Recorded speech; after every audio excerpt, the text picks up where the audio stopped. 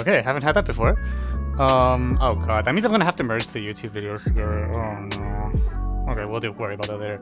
Okay, back to bashing a billion cases. This fucking gag. Okay, so A, gamma squared, delta squared, minus 2 beta squared, equals 0.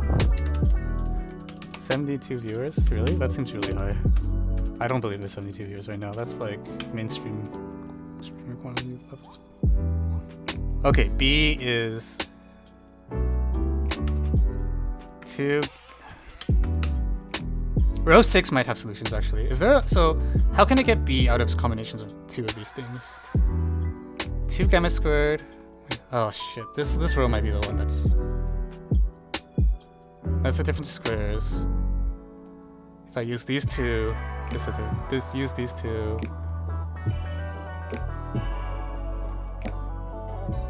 Okay, so I'm gonna write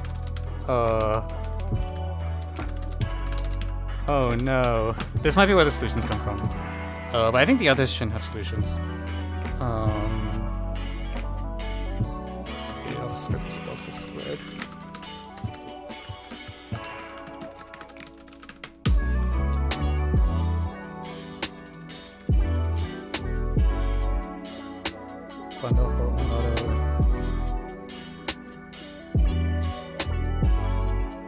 I don't understand why t greater than 0.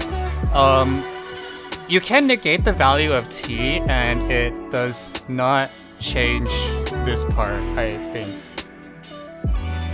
Or actually maybe it does. Hang on. Oh, you might get to freaking.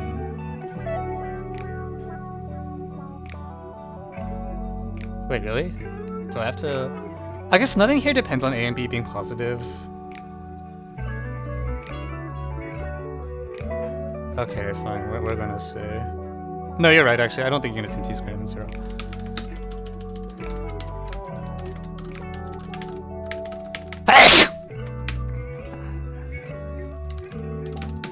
Yes, t equals -1 and t equals -1/2 are the ones that are going to generate weird other solutions. Okay, it's alpha squared plus 2 beta squared.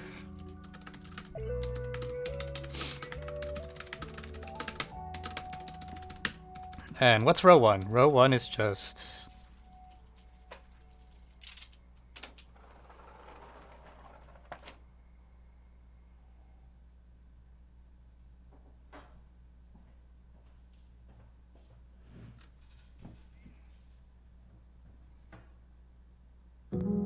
Oh, row 1 might also be a problem, actually. Is there a good combination for row 1? Beta squared minus 2 gamma... Oh, yeah, okay. Beta squared minus 2 gamma squared is... Wait, hang on. Beta squared... No, does that work? Okay, so the last row does not die to quadratic reciprocity, which is bad. We might need a different... Wait, what do you do with the first row? How do I get A from B to A plus B and A plus B? I can either subtract, that's not good. Subtract, that's also not good. Double and subtract. Dude, so 2 delta square... No. That's a subtraction, that's a subtraction. Oh god. Okay, I don't think there's anything for the first row, actually. Gamma minus delta... Yeah, but okay, like gamma squared minus delta squared equals 0 is a true statement, but it doesn't help us because what I'm hoping is for like these things to cause quadratic reciprocity to blow up in your face. Right? Like all of these statements are impossible for QI reasons because of the PS3 mod 8. So it is true that like, you know, delta and gamma, that's fine, but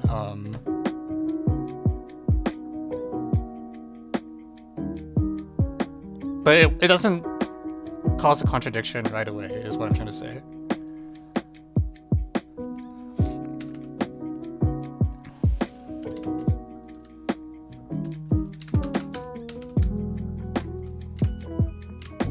Okay, and yeah, as mentioned, this is also bad. This one with this is not contradicted. There's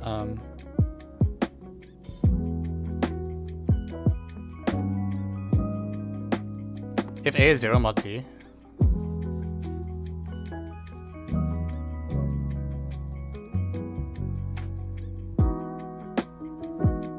Wait, what?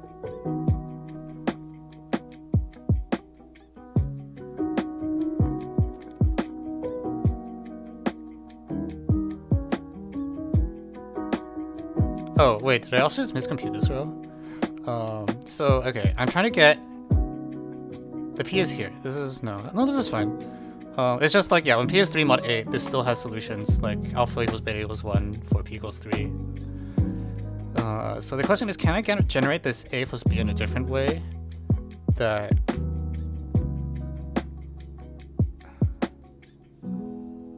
will blow up? I think I can. I think what I say is beta squared plus gamma squared is 0. That should be fine. So here I have to use something different. I ran into the one case where you can't just run it over. But this is okay. You don't get a sum of 2 squares here. 2 gamma minus alpha. Oh yeah, that works too. Okay, we're gonna run with this. So there's 2 rows left of situations that I cannot rule out from quadratic reciprocity alone.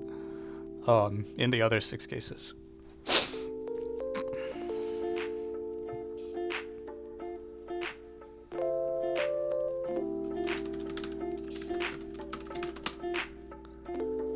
Okay, so what do we do?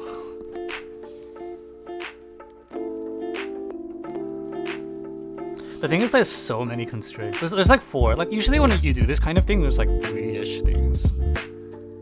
4 is a lot.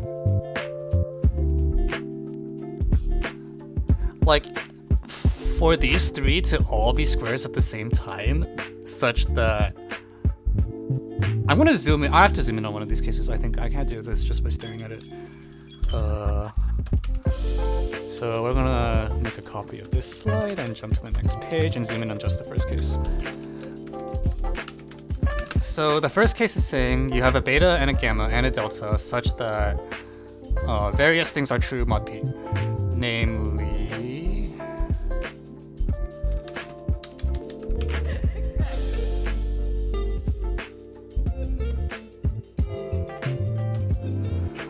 Alright, let me get this right. Gamma squared minus beta squared is 0 mod P. So we're going to take all the pairs of equations that we can get and see what they say. So this is the first pair. The delta beta pair says that delta squared minus beta squared is also 0 mod P. And finally,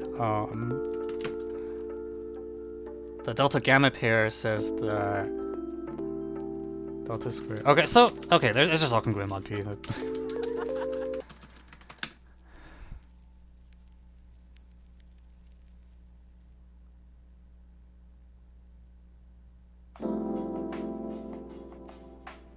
Okay, wait, this is actually idiotic. Why did I write this?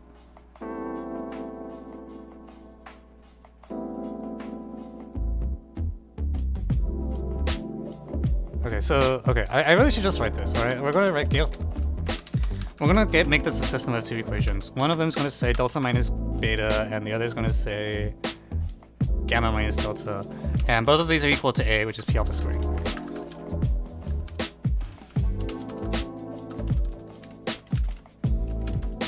So this gets rid of A and B. So this uses up all our conditions.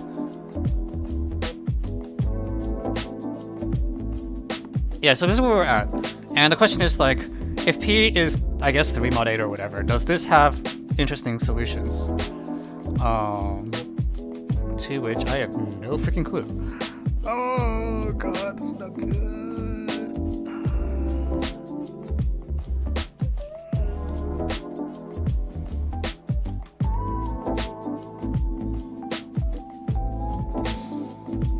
So these are both Pell equations of some shape or form. The sign is different between them.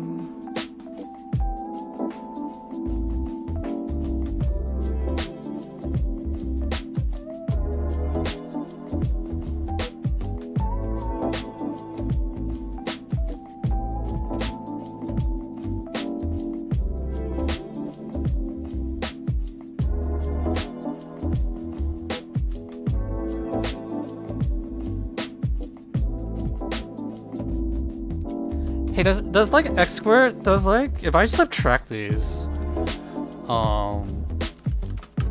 does that actually have solutions?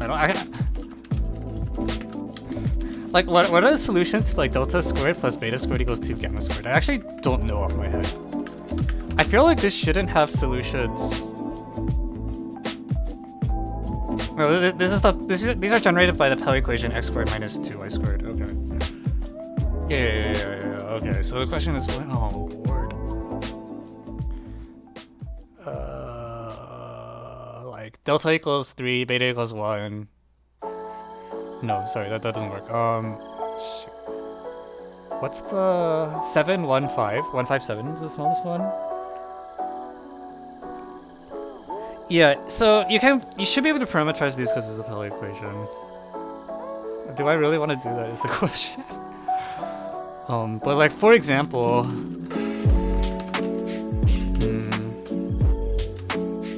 yeah, even ignoring P, delta equals 7, beta equals 1, gamma equals 5 is a solution. If I take this solution, what's the difference I get? It is gonna work, right? Delta squared minus beta squared, gamma squared minus beta squared. I flipped something. Oh my lord. Delta. It's beta squared plus gamma squared equals 2 delta squared. I'm a stupid head. Yeah, I flipped the two variables. This one's gamma and the other one's delta.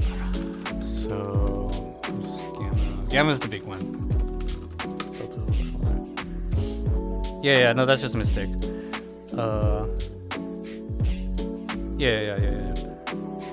Yeah, these are equal, not just mod P. They are bona fide equal.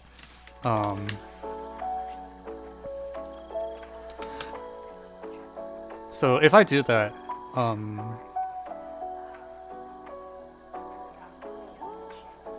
8 and 3. Am I supposed to take mod 8? Is a mod 8 going to be an obstruction?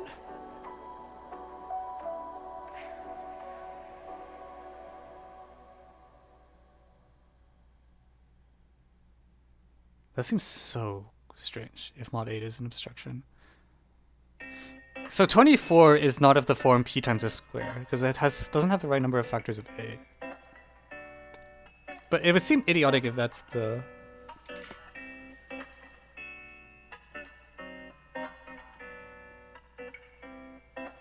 What's the contradiction? Wait, now I'm confused too. Like the question is, are there integer solutions to this? And I don't like, if you ignore the fact that p is prime, I guess the answer is sort of I don't see why not, question mark?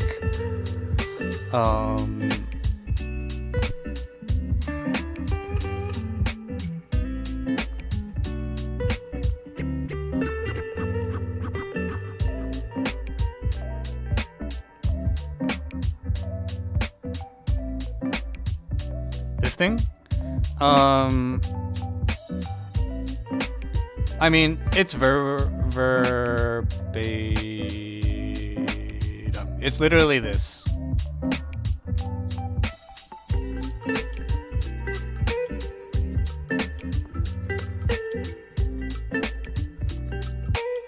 P alpha squared equals...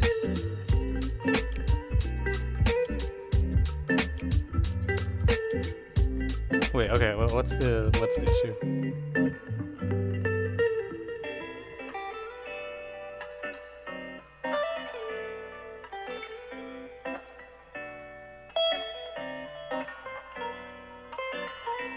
Also, how long have I spent on this by now? Like, how embarrassed am I supposed to be?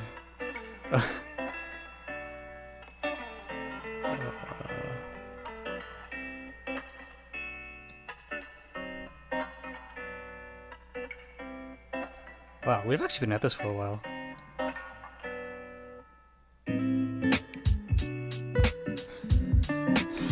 Okay, does anyone know what the next solution in the Pell equation is? Because I don't know off my head. Like, I want to actually start plugging in gamma, beta, deltas and seeing if I can get valid p values from them, and if not, what the obstructions are.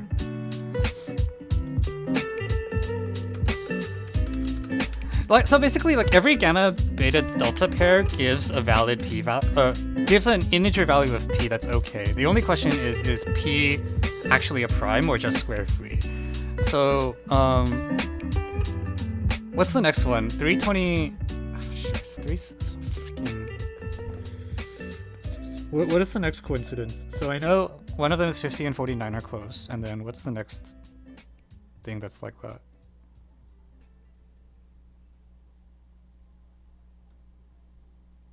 Help. 12, 117, thanks. Alright, so if I do this, what is the value of delta squared minus beta squared?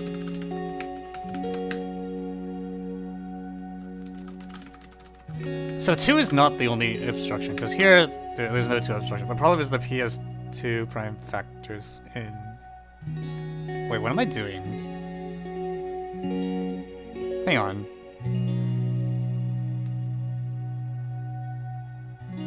Delta minus beta, this thing factors, right? It's delta minus beta times delta plus beta.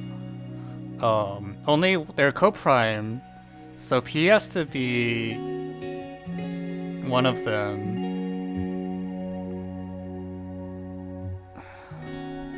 They're co-prime up to 2.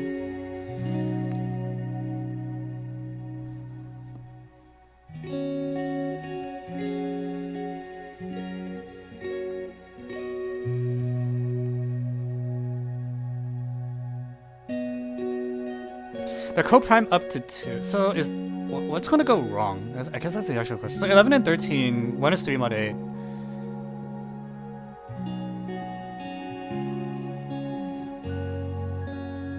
I'm so confused.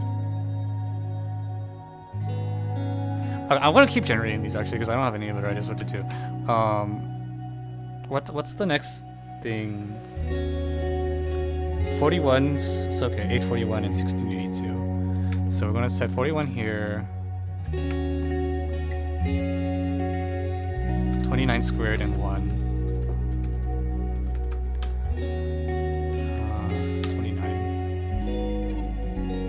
841. It's like 28 times 30, which is 840. So which things have all multiplicity in there? Oh, this is actually awful. It's like 210, and alpha equals 2.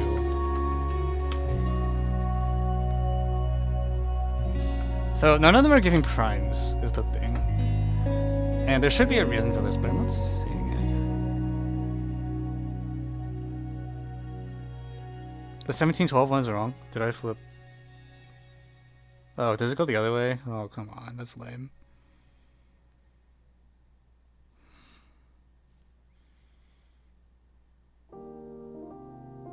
Yeah, okay, that flips the other way, so this one's not.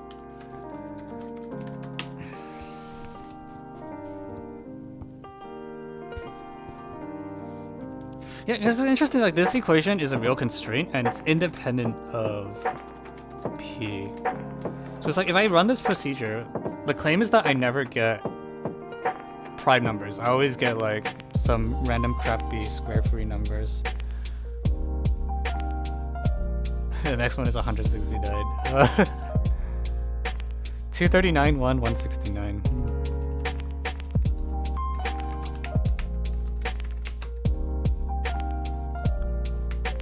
So 168 times 100, like it's just not going to be prime, right? Like unless both of the numbers are like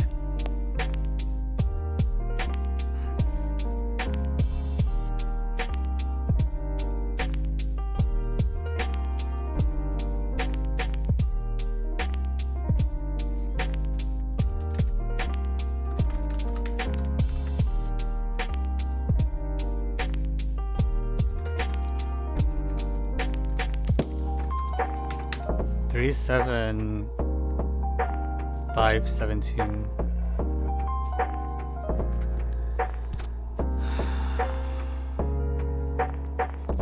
So are these, so I see 3 mod A primes showing up.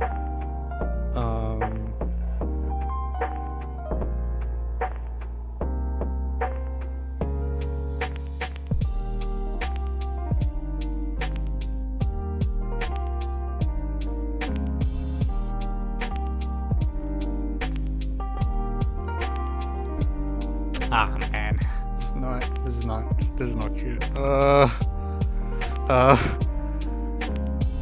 So the problem right now is that you're getting too much crap. Like, you need everything to... Okay, guys. I have a wild proposal. We're gonna do this stupid thing again. We're gonna let delta minus beta times delta... Either delta minus beta... I want to run out of letters at the rate I'm going. Is p squared delta plus beta equals pv squared, or v squared, or vice versa.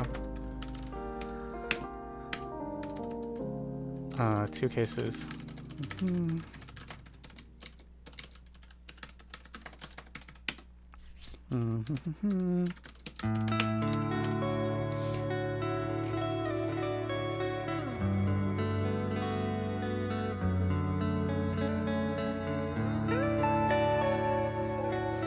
And what we're going to do is we're going to take this and plug it into the equation for gamma. And pray. So in the first case... Oh god, this is so desperate. If...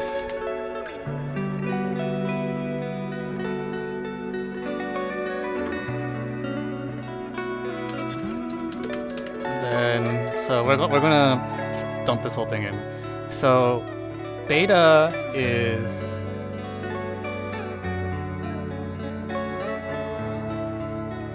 Okay, the Greek letters are relatively prime, so both of these losers are odd. V squared minus p squared. Okay, so 4 gamma squared is equal to 2 beta squared minus 2 delta squared. And then 2 beta is equal to v squared minus pu squared. Oh god, this is not going where I wanted to go. V squared plus pu squared. Alright, so what is gonna happen? I don't want to know, honestly. Also, I flipped it. It should be... Yeah, this should be this way. Now we're back to degree 4, which is, like, you know... I guess a thing that can even happen. Yeah, this is Korea 2022 late. Oh my god. 3 v to the 4 plus... This seems really familiar. I bet we just went in another loop. And if we have to use infinite descent, I'm gonna cry. Plus 8 minus 2, so this is 10? And then this is plus p squared. No, this is both.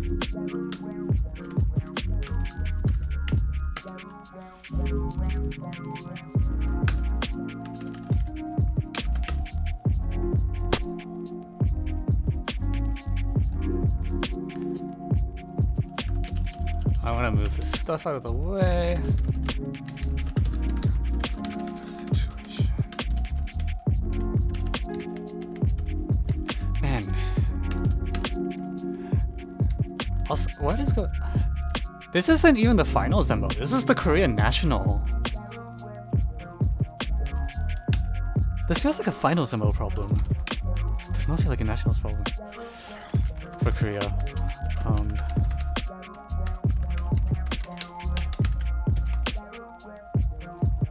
Can we get to see your playlist? It's just like I'm playing Pretzel Rocks on shuffle.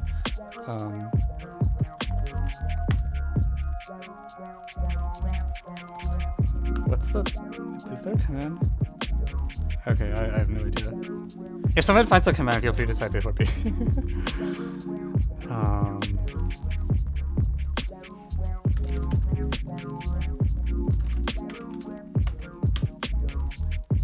No, actually, I think the Korean national is 8 problems.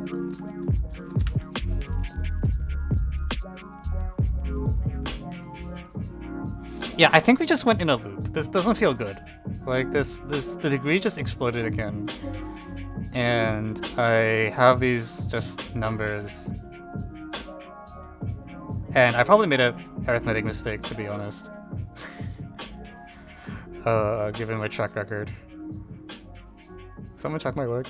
2 beta, 2, 2, 4, 2, 4 gamma, 2... Is it really 10?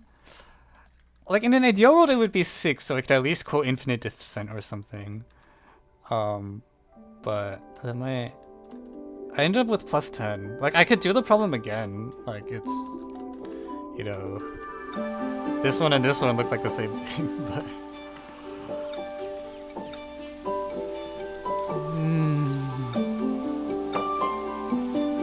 No, I thought this was gonna work, because I was like, you know, this is where the quadratic reciprocity comes in, and like we reparameterize to get rid of one of the squares, and then you get some QI results. You know, p times the square is equal to a bunch of coprime stuff, and so now you get this thing, and then most of these cases should die, except 2 of the cases didn't die, and they're giving degree 4 equations as the parameterization. Thank you, Anurag, for gifting a sub. The log. Wow, I really got it. Is that T-color box? Yeah, I think so. Well, it's just Beamer, really. This is... If you want to see the preamble, it looks like this.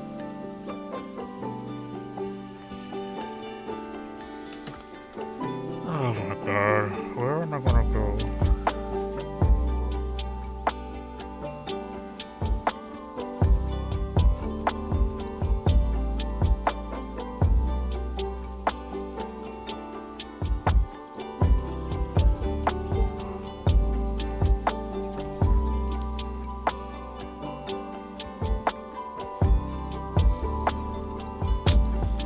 The problem is I don't want to go backwards either, in the sense that like this table that we generated is a reparameterization of the problem. Like every valid solution to this will give some interesting solution to the original Korean problem.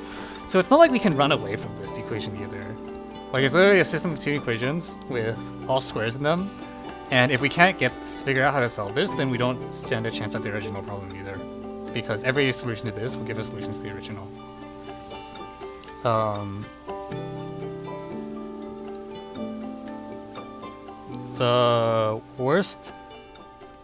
The desperation thing is to keep pushing this and like hope that eventually we get some infinite descent. Well, that's one desperation move. There's another desperation move, which is to start trying to use like more serious algebraic number theory. You can literally stop the stream and make you play FTW. You can maybe stop the stream at a convenient point. I don't know if I will stop the stream mid-problem, but I will at some point honor the request.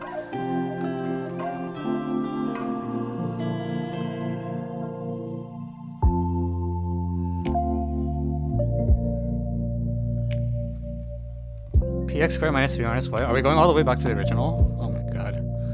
We've come so far!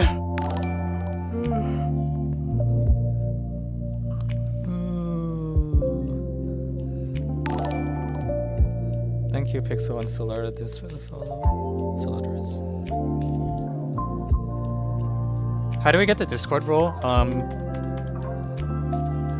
There's somewhere you can react for it. Look in the,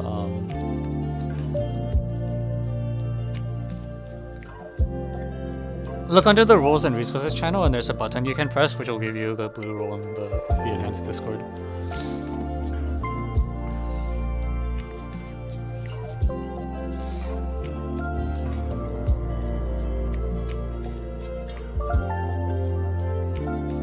I got a degree 4 equation back. I'm so sad right now.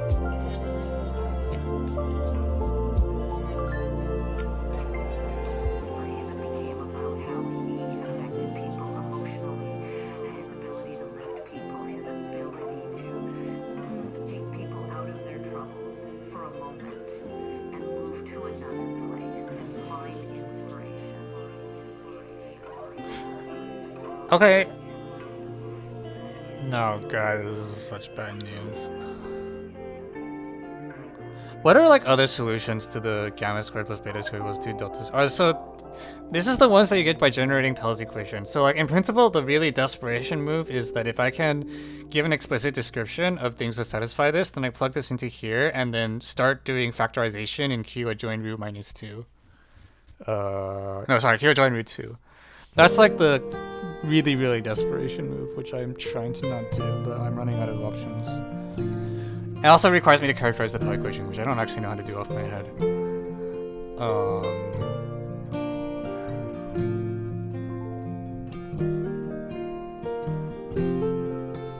Like, I know how to do it if, like, beta is 1 or gamma is 1. But I don't know how to characterize... Well, I can do it for a fixed value of beta, I guess, but... In order to do that, you need the starting seed, right? Like, you need to kick off Pell's equation with something.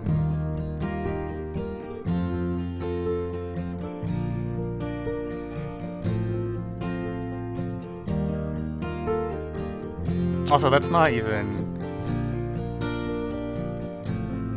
Like, okay. Oh, my lord.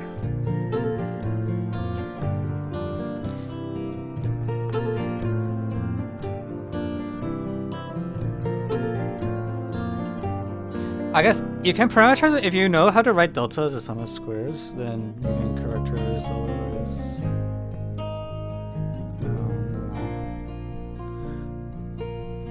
Oh, in the Otis server, there's also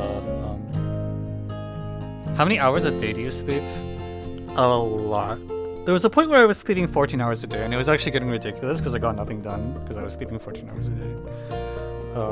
We're past that point now, thank God.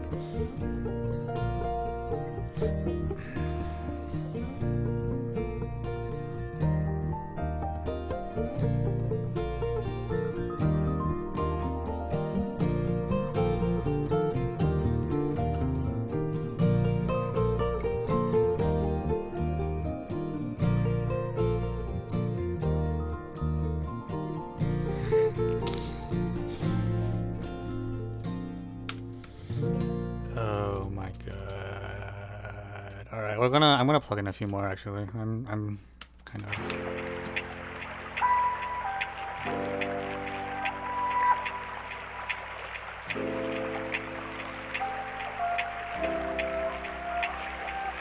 $17 and 7 does give you something, right? 17 for gamma and 7 for beta gives you 13 for delta.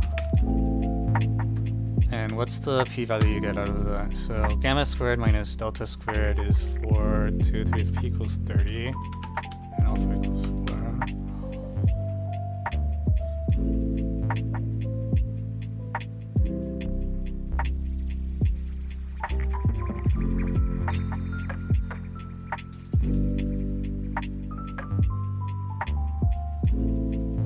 If I took 17,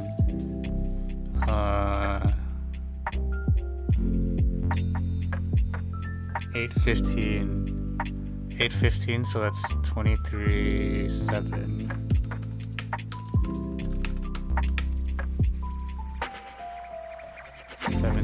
That gives p equals gamma squared minus delta. 6 times 40, 15?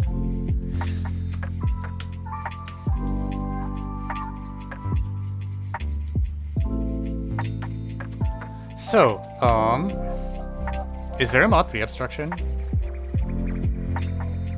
Now that I'm looking at all of these, is there a mod 3 obstruction?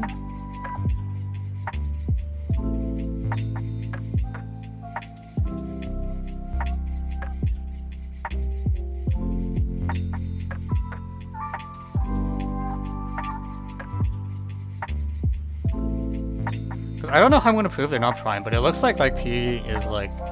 I keep getting the prime 3 and not 3 squared. Is it possible for delta squared minus gamma squared to be divisible by 9? They both go prime, so it requires like delta or gamma to be congruent mod 9.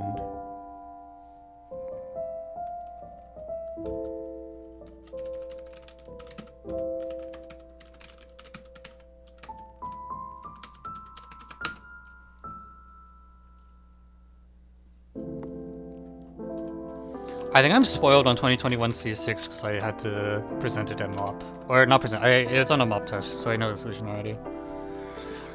I want there to be a mod 3, like, because this does actually strike me as weird. Like, everything that I've tried, well, okay, first of all, in this equation,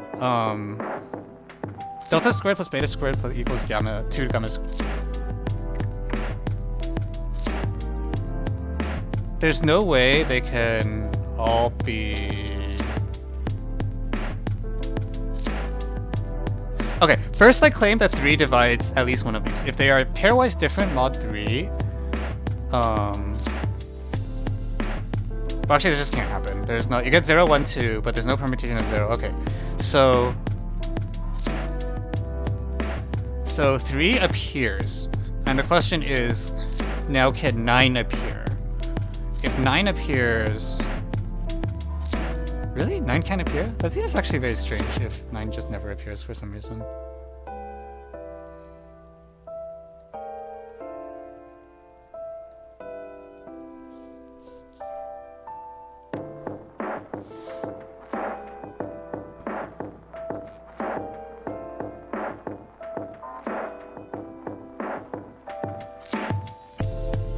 Yeah, we did the driving test inequality and I thought I could run this over and I was like, nope, nope, nope, nope, nope. So at least now alpha's always divisible by 3. And if alpha's divisible by 3, then all the numbers are 1 or 2 mod 3. That's fine. In the example so far, they have been, yeah, 1 or 2. So alpha, beta, gamma are never divisible by 3.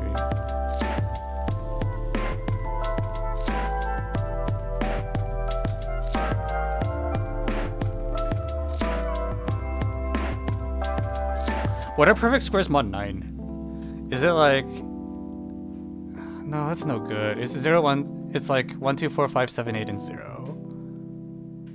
Right. Well, I guess in our case it's 1, 2, 4, 5, 7, 8. There isn't a reason... Can gamma and delta and beta just all be the same number? Like, I guess the reason you don't expect mods to work is because, like, there's a really stupid solution to this system called just let alpha equal 0 and everything else be equal. Which basically means you're not going to... Well... I guess they are supposed to be co-prime, which would be a little awkward. Yeah, so maybe the 3 isn't... I was a little surprised that 3 kept showing up, but... The reason 3 shows up is because literally this thing doesn't have... There's not enough quadratic residues mod 3, so of course 3 shows up.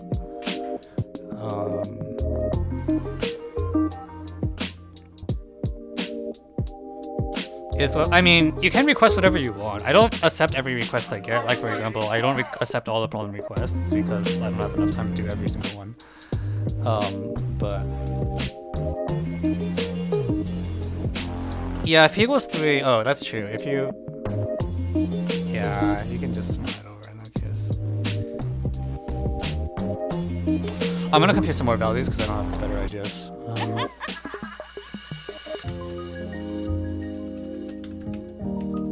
This is embarrassing. Oh my god.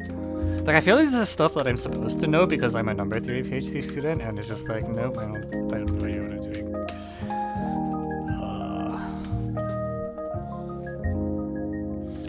Okay, so the next smallest value of delta that is a sum of 2 squares is 25. And 25 is a sum of squares in some number of ways. 7 squared plus 24 squared is the one I care about, right? Is that true? So the next one should be 31 and 17.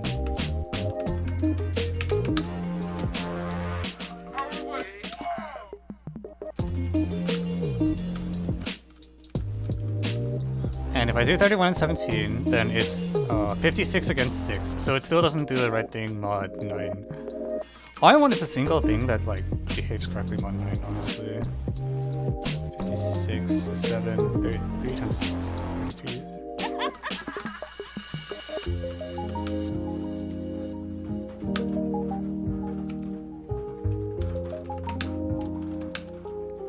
Okay, we're gonna keep bashing. 29 is 5 squared plus 2 squared, so 29...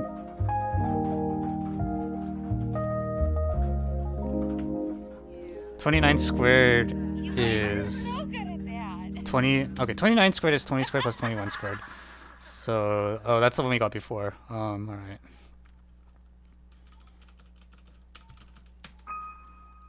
$33 does not work. $37 does work. $37 is 6 squared plus 1 squared.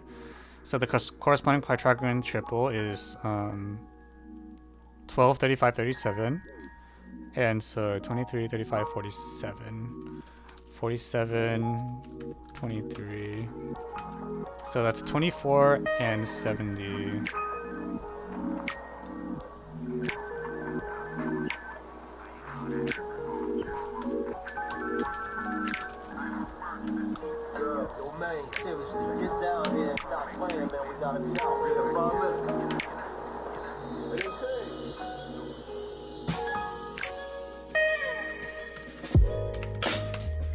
Wait, yeah, I'm always getting exactly 1-3. That's actually really strange. I don't feel like I should always get 1-3.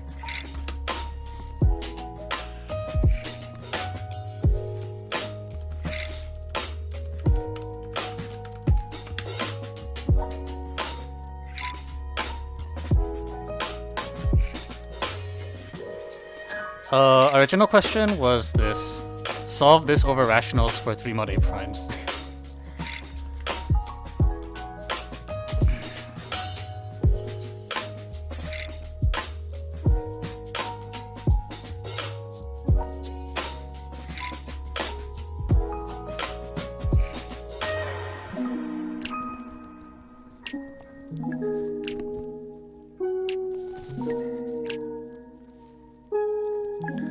Okay, I'm gonna push this a little more then. Because something's happening and I can't really see what. So delta is itself always a sum of squares because that's the way sums of squares work. Is if delta squared is a sum of squares, which it is because it's like gamma minus beta over 2 and blah blah blah, then you... Oh my god. Just take my word for it, okay?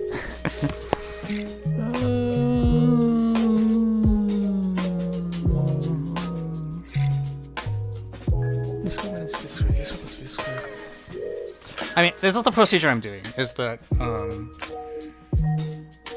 problem is as delta gets more and more different primes, like up till now, in all of these examples, these are not sorted, but delta doesn't have more than a few prime factors. So the real problem is going to happen once I get like delta equals 65. 65 is going to be the thing that screws everything up. Which I guess means I can skip to the 65 case and see what happens.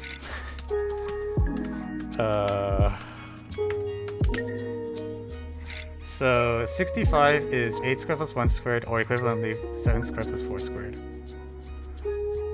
And so 65 squared can be written as a sum of squares, and that means like way too many different ways.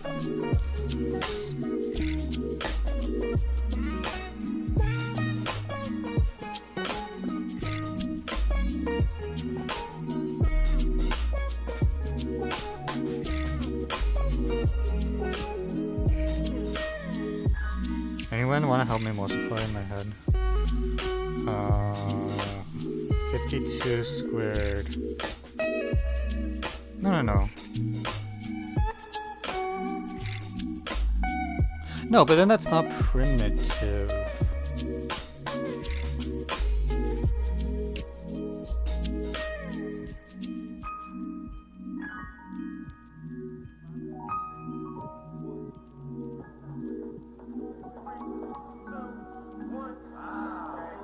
We're gonna use 7 plus 4 because those numbers are smaller.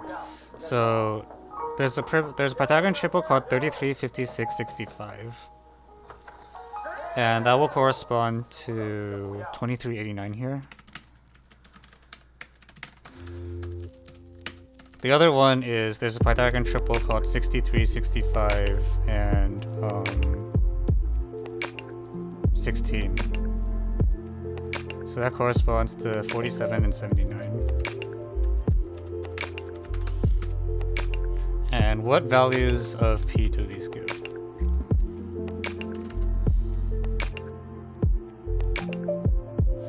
So I was looking at gamma minus delta. So 24 and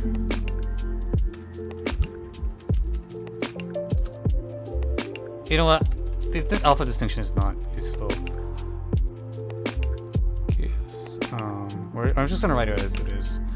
So we're looking at 2 times 12, 4 times 30.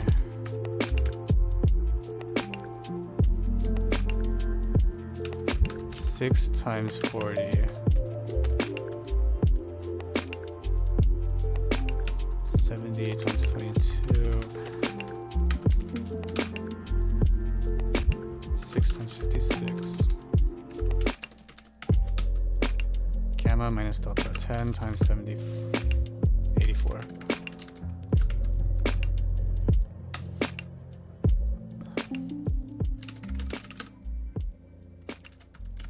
Oh, still 1, 3, so that's still happening. And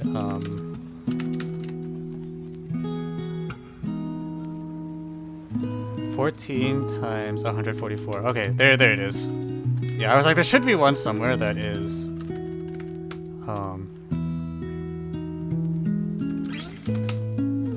I found you. All right. Yeah, okay, so there goes the idea that maybe there's only 1, 3.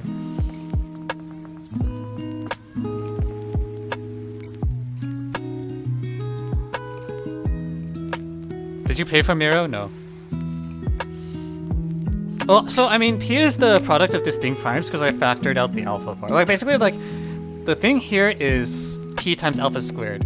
So I was like, okay, we're just gonna strip off the square part and then see what's left over. Like, which primes appear with multiplicity 1? And the answer is,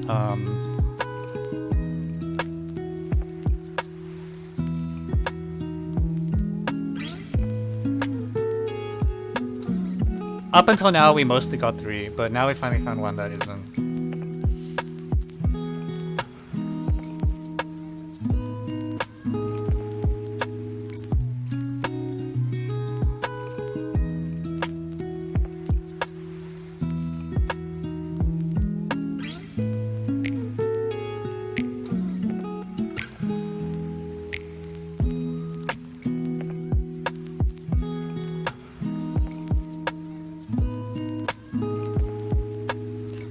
But in general,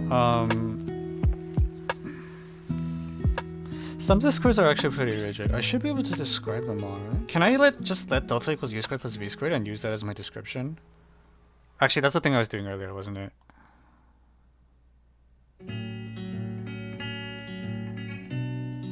Well, okay, I'm gonna do it with this notation to see. So at the very least, so if delta is the product of a bunch of, they match up in some way. Yeah, so you can always parameterize by saying let delta equals u squared plus v squared, and where u and v are opposite parities, I guess. Oh, I didn't even consider if delta is even. Well, it has to be even because otherwise gamma and beta are both even, and that's bad. So if delta is u squared plus v squared, then delta squared is given exactly by one of 2 variants. So let me just write one of them. So I'm gonna not worry about reversibility for now because I'm actually so surprised that this is even true. I'm gonna write that. And so hence 2 delta squared equals u squared minus 2uv plus v squared all squared plus u squared plus 2uv plus v squared. So that's going to be our delta and gamma. And consequently, gamma squared minus delta squared. Actually, this actually looks like it might be pretty composite. That might be why we're getting a lot of factors. 4uv times 2u squared plus v squared. Wait, really? No, that's not right. U squared, this is a minus sign.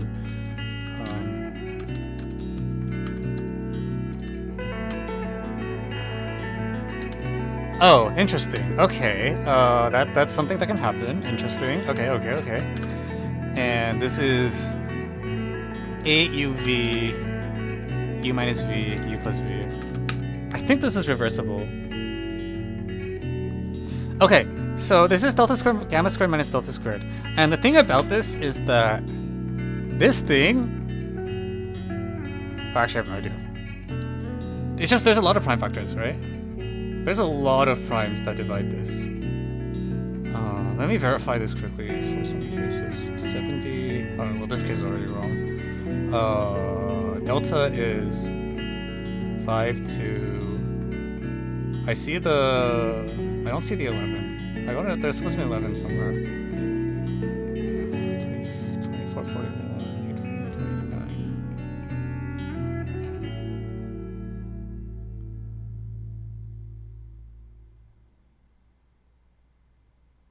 Gamma squared minus delta squared.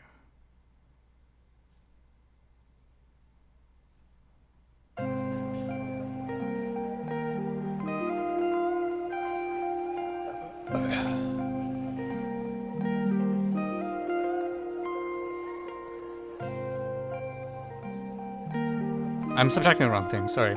So what I wanted was delta and beta. So delta squared minus beta squared. So beta is the tiny one.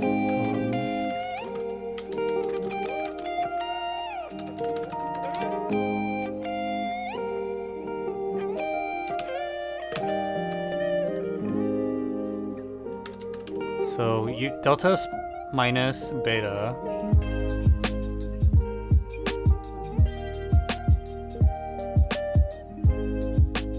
Delta minus beta is something.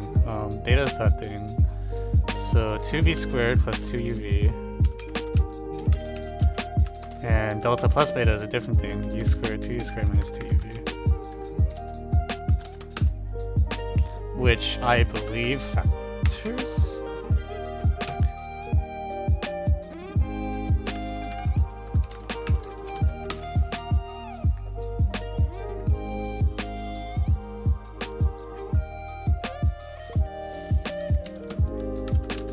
And U should be relatively prime to V here.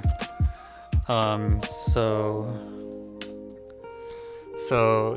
we're actually getting somewhere then, because this thing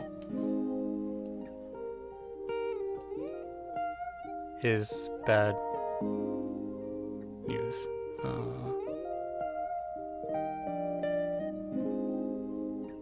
No way. You're kidding me. There's going to be a solution? No, there won't be. Okay, so U and V are relatively prime and also opposite parities. Yeah. Okay.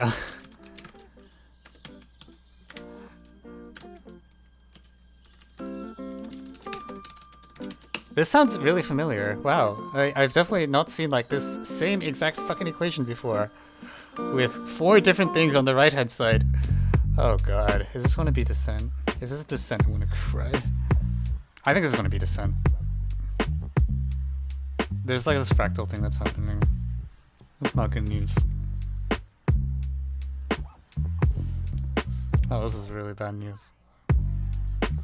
But basically what happens is for this thing to be like p times, so delta squared minus beta squared is p times alpha squared. So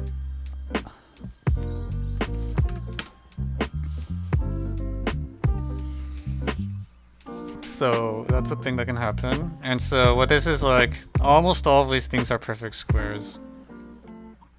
So it's like this A and B is like almost the same thing as this U and V, except now there's a 2 out here and there's no 2 here.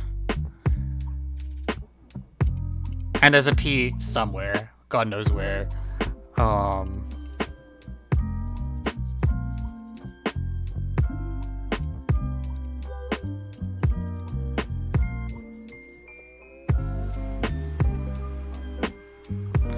Yeah, I think these explicit examples gave me some inspiration, because it told me you should really just be able to characterize these, and you can.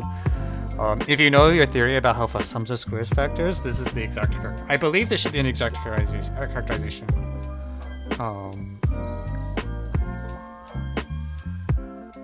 Because delta is the sum of 1 mod 4 primes, and the primes shouldn't talk. The conjugates of the primes should go opposite places, and then you're picking you're weaving your way through. Yeah, so this is actually equivalent. So now the question is, can you find co-prime u and v of I guess opposite parities? The same parity will not work.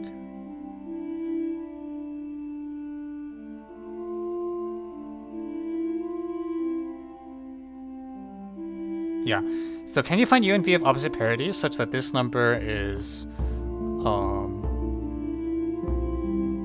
p times s square, which again means each of these 4 individual prime factors, because of the co-primeness and the fact that almost everything in sight is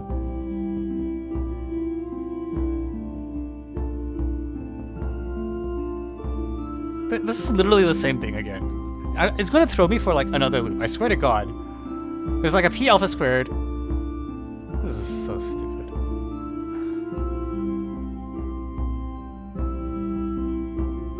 So if it's the same thing again, then I want to rewrite the variable so that I literally get the same thing. Because otherwise I'm screwed. So we're gonna consider 2 cases. Again. Either u equals 2. We're gonna run out of letters. Holy crap. We're gonna run out of letters. U equals 2s and v equals t, or vice versa. If u equals 2s, then right hand side is 4s t, 2s minus t, 2s plus t being something. God knows what. And if it's the other way around, then this is s minus 2t, s plus 2t, and 4st again. And this Doko prime.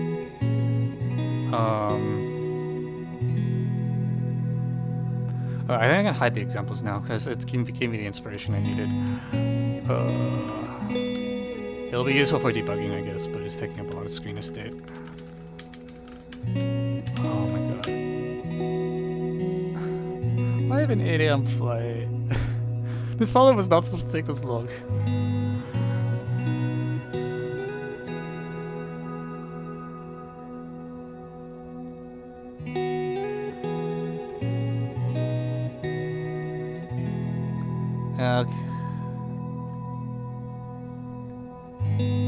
Okay, I'll paste the problem statement somewhere, alright, because people keep asking for it. In a zoomed out window in some place somewhere.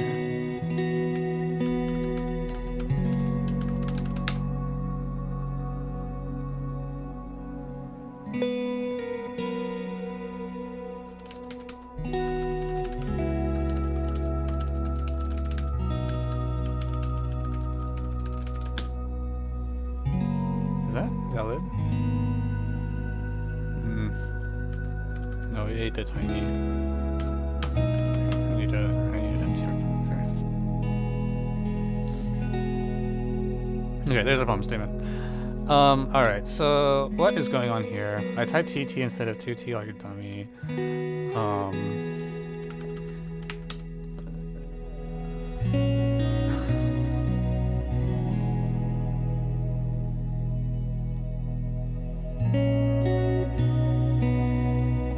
The good thing is, like, this time 3 of them are odd and 1 of them is even.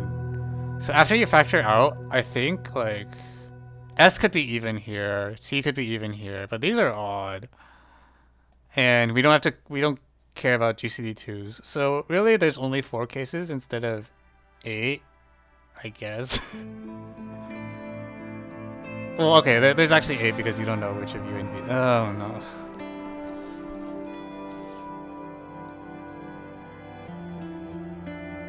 This is terrible.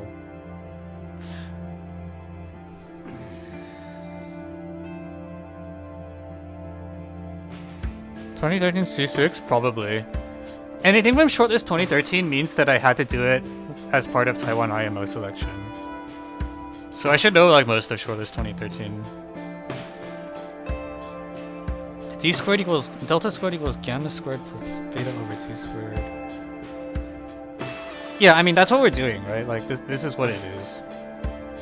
Like that's how you get from here to this monstrosity.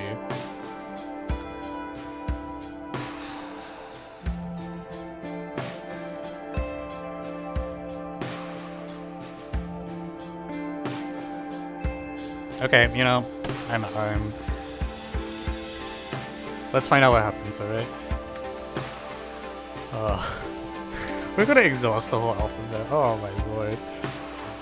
S, T, 2S minus T, 2S plus T.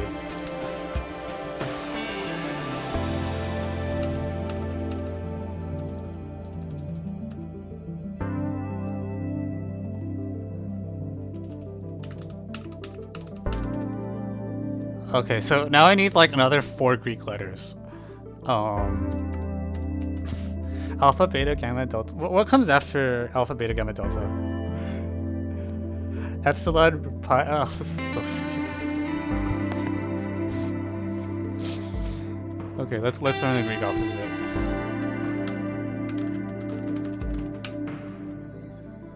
What was the Vieta jumping thing? Is this Vieta jumping? It could be.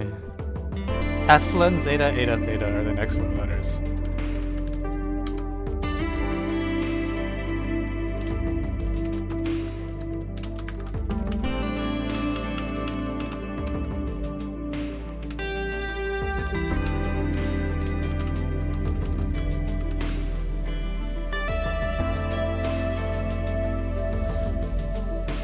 Actually, Vieta jumping would make a lot of sense in some sense because, like, this is getting ridiculous. Like, this doesn't feel like it should be. The solution should look like this.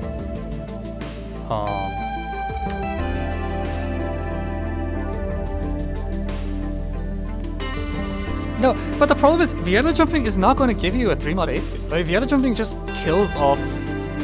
Like, maybe you Vieta jump like this equation, but then I need to use the fact that P is prime. Like, Vieta jumping doesn't have any factorization or quadratic reciprocity in it. Like it just, Vieta jumping is designed for just pure integer Diophantes. You have beta and yeah. That's this line here. Like this is beta and this is gamma. Yeah, well actually for you, you might have it flipped from me. I had beta be this small.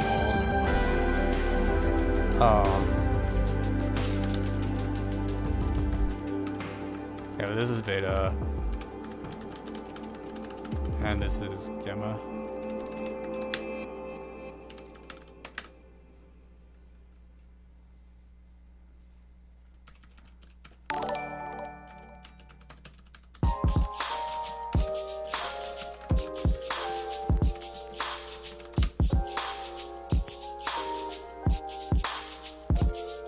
Okay. Thank you, the Heresy, for the follow. Please save me from this monster of it.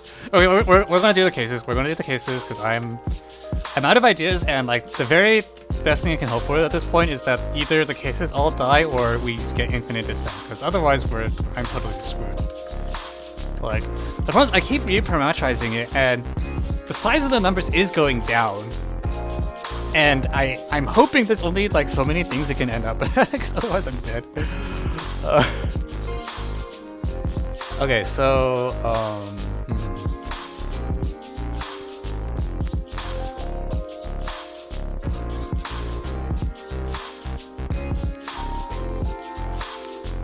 two beta squared plus gamma, is that something that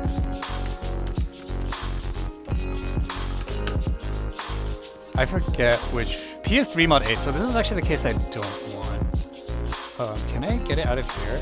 Yeah. Eta squared plus zeta squared, I think. Why do you use Firefox and not Chrome? So there's a couple answers to this question. One is for a while the answer is as follows. So what you need to know is there's a difference between Chrome and Chromium. Chromium is an open source engine that powers Google Chrome, whereas Google Chrome is a proprietary thing. And for a while they were almost equivalent. You couldn't really tell the difference between them. However, At some point, Google decided to revoke the synchronization keys embedded in the public Chromium. And what that means is, you know, Chrome will normally let you sync your bookmarks and history and whatever, and this became no longer possible on Chromium. So if you're a Linux user like me, you have two choices. One is you either have to get the proprietary Google Chrome, which is closed source and something something, or you can use Chromium but not have sync.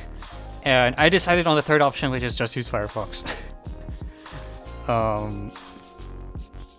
I don't know.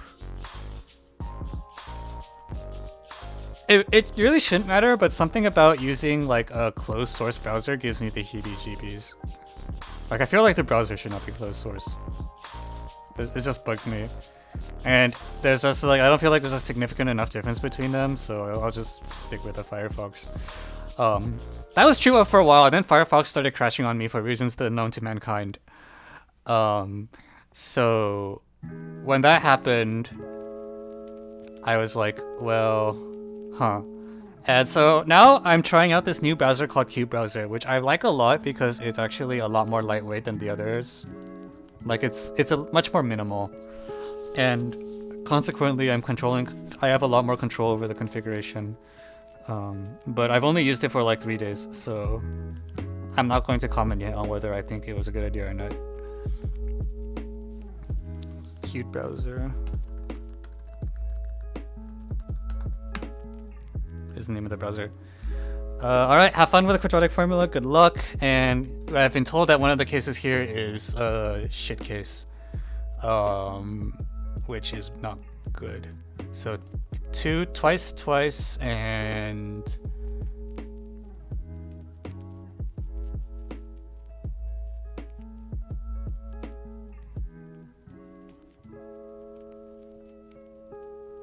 yeah, okay, so this is another. Oh, this is gonna be really fun. The good news is the cases aren't increasing exponentially. Like, the worst thing that can happen is the cases branch out. That's not what's happening. It's like every time you take a branch, every time like it looks like it branches out, all the paths except one die. So the number of cases is staying the same. It's just the tree has more than 0 depth. Holy Lord.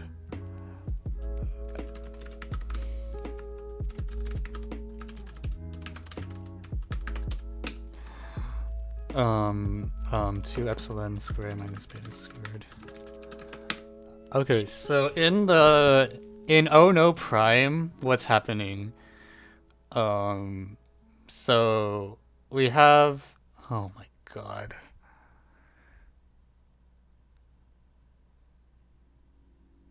We have 2 epsilon squared plus beta is p times this, and then this thing is, it's gonna be, so it's given by 2 equations again. It's like p eta squared can be one of 2 things. Either 2 epsilon squared plus beta squared, which is not a contradiction when p is 3 mod 8, sadly speaking, although this is at least not a difference of squares, so it's not just gonna, actually I might. Or I can, it's either, I can say it's 2 beta squared plus eta squared, which is, a thing. Or, sorry, 2 beta squared plus zeta squared.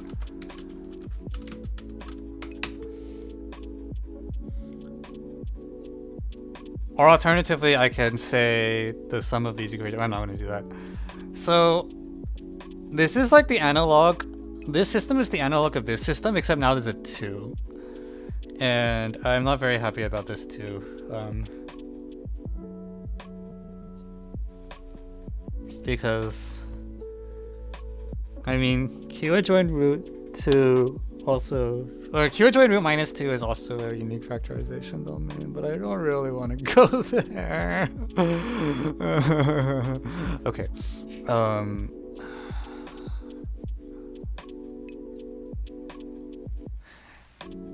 Maybe this case is this case. What do y'all think? Maybe, are these the same case? Because if I can feed this into here, and then feed this into here, then I'm gonna get this, like, infinite descent that crisscrosses.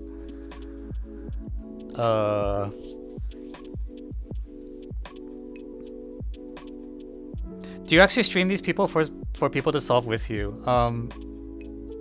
No, the point of it is to... I don't watch my own videos, I'll put it that way. This is for public entertainment reasons. See for yourself. Oh no. Yeah, I really want this case to be this. If this case gives the same set of equations that this case does, then we have a crisscrossing thing. And then I can quote infinite descent. And finally be done with this goddamn problem.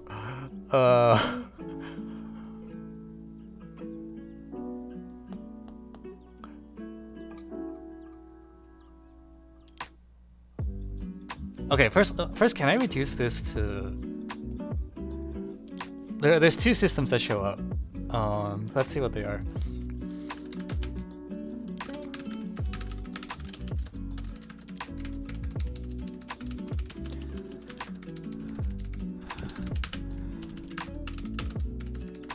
Frick.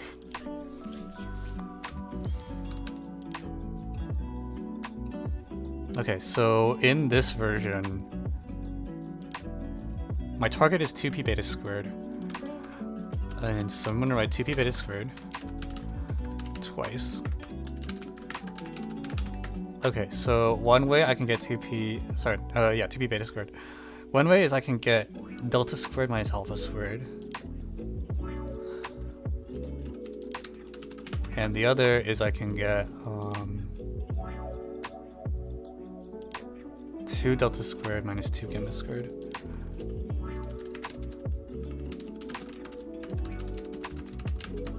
And the difference of these two things is delta squared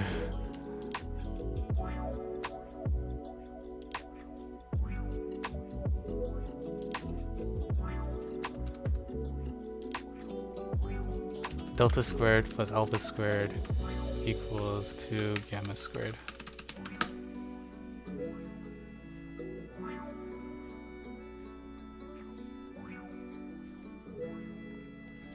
So this is the same equation as this with the variables permuted.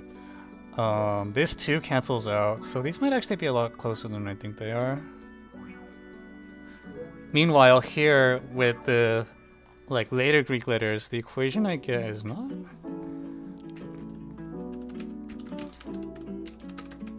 The thing is, as long as the valency of 2 doesn't... Actually, it doesn't matter, because you're never going to get 4. If you get a 4, you can pull it into the square. So in principle, if I keep doing this, it should eventually... maybe... with many asterisks, it might eventually finish.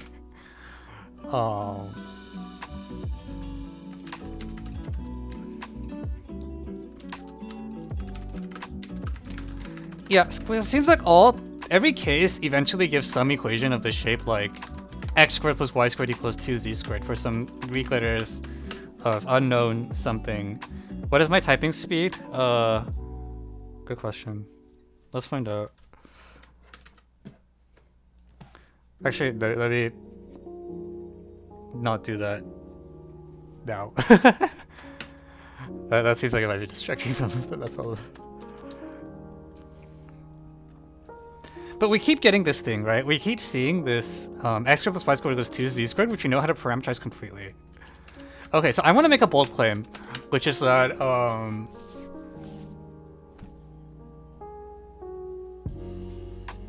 this will eventually do something. You keep descending because these things, each time you switch a set of variables, the degrees are being... There's square roots or something. So there will be an infinite descent of some sort as long as this red equation keeps happening. As long as I keep getting a red equation, it'll give me something that looks like this, which you can plug into the thing above it and get another equation of a similar shape, which you can then continue to feed into a descent very slowly and painfully.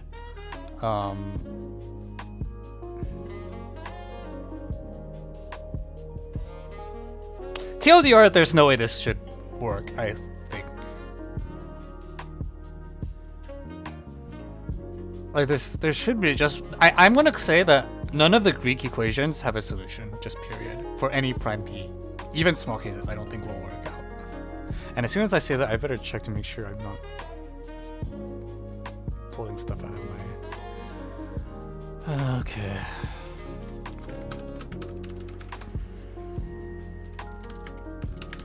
But yeah, it's because it's like you keep getting the same equation with smaller parameters. So at some point you are going to die. There are only finitely many equations you can get because every equation is of the form like something squared minus something squared is some other thing squared with some 2 sprinkled around. So if there's finitely many equations, and as long as I keep getting a red equation that looks like this, that I can parameterize this way, then eventually everything will blow up. Maybe.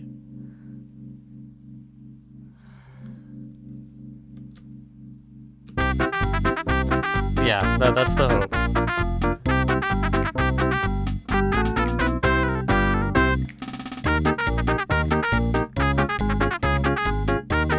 Why didn't I do the geometry first? Why did I think this was a good idea?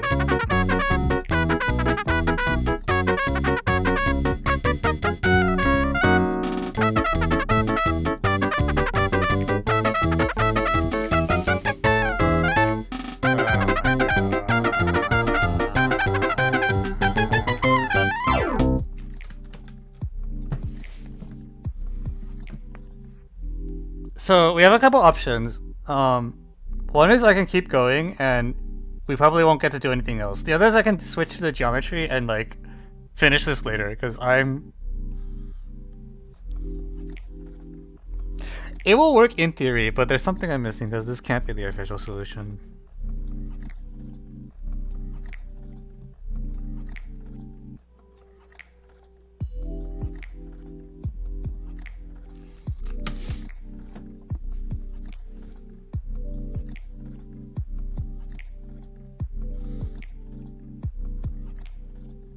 What? No, the thing is, I'm making progress, right? Like, we're in much better shape than we were, like, an hour ago. Like, it's not even close. The only issue is it's been, like, 3 hours.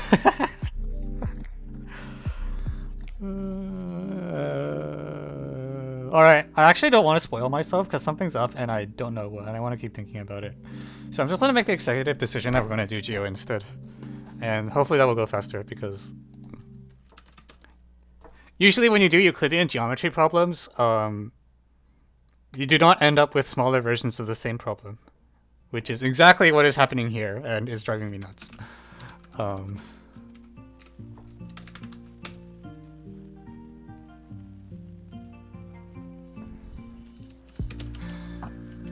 But the thing is, like normally if I like try something and it doesn't work, like you can be like, okay, we'll try something else. But the problem with everything I've done here is if and only if. That's what bothers me so much about this, is that like I'm not losing any information at any of the steps I take.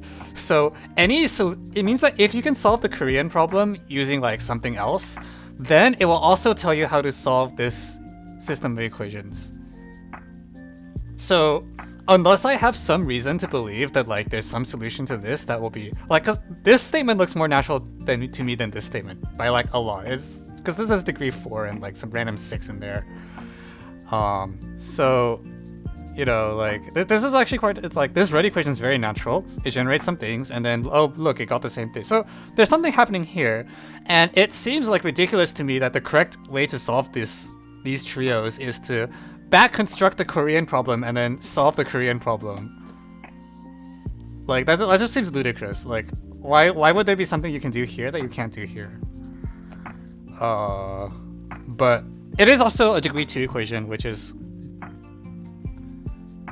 I've had bad experiences using this heuristic for degree 2 equations in the past. Namely, what happened is I was trying to solve a certain system of like a certain class of Pell equations. And I was like, well, it's a Pell equation, so, you know, it's a Pell equation. And then it turned out the only way you could do it that I knew of was via jumping, and like, for some reason, like, you just couldn't translate it to a good solution to the Pell equation. So, The fact that it is degree 2 makes me a little worried that it is actually possible that something really strange is happening with the flow of the logic. But, oh, there's no correct solutions on AOPS. Okay, well that makes me feel a lot better. It's not some stupid, like, factor the original equation crap in some magical way that someone will find by infinite monkey theorem. Okay, so, I'm gonna sleep on this for a week, and I'm gonna keep trying this next week, because the very worst case scenario is that we plow through enough cases that there's infinite isn't happening. And otherwise, like, we will eventually solve the problem given enough hours, I think. Like, because there's no way you can get, weird somethings. It's just, wow, this is so weird. Like, I reparametrized a bunch of times and I got the same problem with smaller numbers. That doesn't happen very much to me. Okay, let's go on.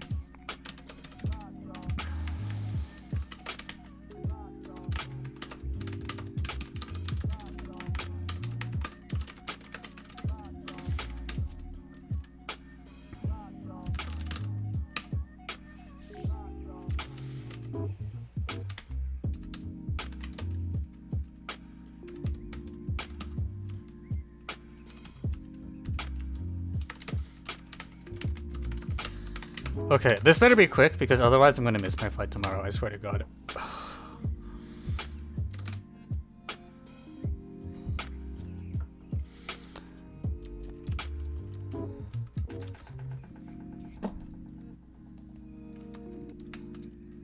MK was ML. That looks very familiar.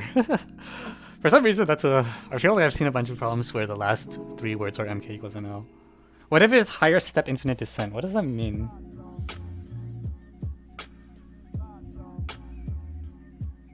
The stream's gonna end in 15 minutes. The stream ends whenever I end it. I might go a little overtime at this rate because if the only thing I managed to accomplish today is solve the stupid parking inequality, I'm gonna be really sad. So, I'm gonna speedrun the geo so I can feel a little bit better about my life, and then go from there.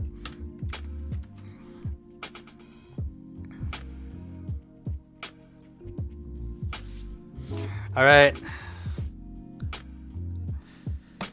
Alright, here we are again. So, triangle geo. Dun. Dun. Dun. Dun. Okay, so... we're gonna use omega for the second circle because gamma is not some... Okay, so BP and CQ are tangents to... the heck? Okay, we're gonna need to zoom out. Okay, so we're gonna first construct T, which is the intersect tangent of B at omega with tangent C at omega. I need to adjust this view because it's slightly out of date and is clipping. Oh wait, what the heck? When did GeoGebra become this big? Transform. Fit to screen?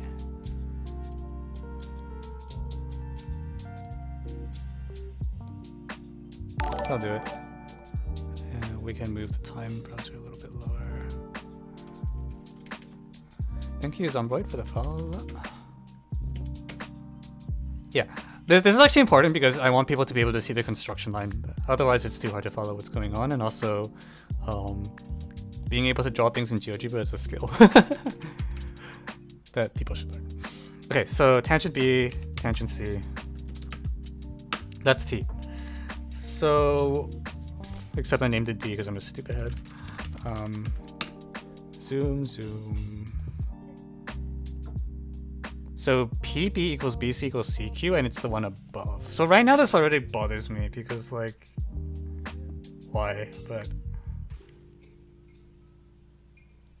it's I'm already intersecting a quadratic, so I'm like kind of like, huh, that's I guess that's the thing that can happen. So P equals B plus B minus T divided by absolute B minus T. Or I'll just use distance from B to T. So this is a unit vector that points from that way, and then we multiply this unit vector by the distance from B to C, so that's P. And Q is defined the same way, so C plus distance from C to B times C. Okay, so that's P and Q. And then points on the external bisect. Who takes the external bisect? Okay, whatever. Alright, so I'm gonna add O so I can. So to get the arc midpoint, surprisingly the easiest thing to do. Actually, intersect perpendicular bisector of A and the internal angle bisector.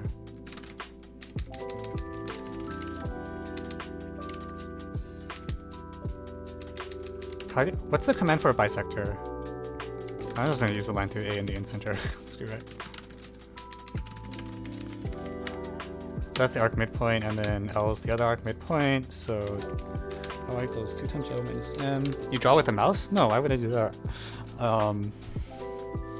Is it angle bisect? I tried that, but it didn't autocomplete, so I'm really confused. Oh, it is that. Okay. I don't know. I thought it was supposed to give me a. Oh shoot! I hadn't even gone there yet. Shoot, you can't use L because it's in the problem. All right, we're gonna call this N. And then, oh shoot, M is also in use. Oh, come on. We're gonna use P and, no, P and Q are in use. Ah! Why are there no letters? We're gonna use X and Y, alright? X and Y. No. Jeez, stole the good letters. Okay, so BK equals B. What? It's another one of these? BK equals. Oh no, this is not a quadratic. So this is the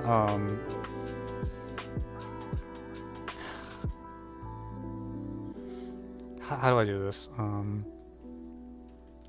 We're gonna call K prime the intersection of the line through B and line AY. All right. Or no, K prime is intersect line AY.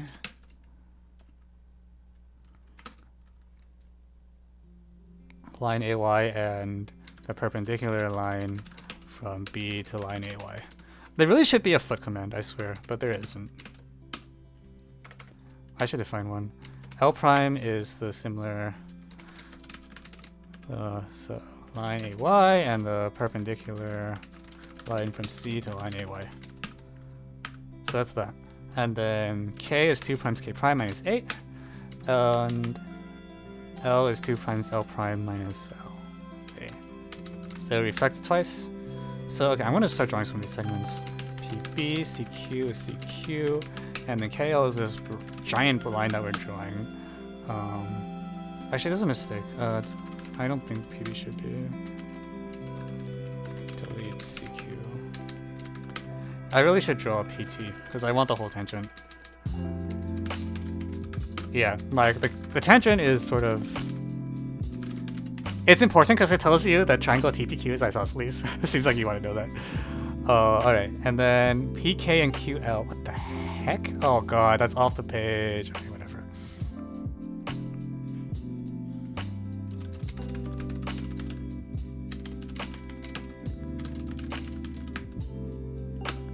Okay, so KM equals segment KM. QM equals segment QM. And this is. We're gonna perturb this until the diagram is not. Oh my god, this is a large diagram. Okay, we're going to use a very scalene triangle, even though the problem says acute, because that never matters. Sometimes it matters, but usually it doesn't. Okay, so beautiful. This is what we got, and I want to show. Okay, wait. You don't need the point M. It's literally saying that the angles are equal. Okay. Well. Okay. So much for that. Wow.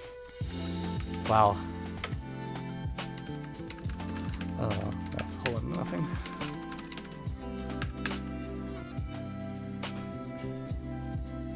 Yeah, it's saying that I want like this angle plus directed angle PKA and directed angle QLA wanted QL, like PK and QL should cut out the same angle.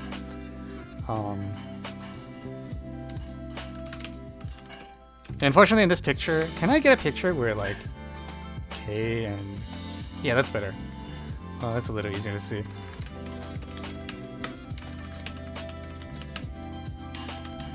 PKA, ALQ. So basically, the problem is show these angles match. I don't need point M. That doesn't do anything.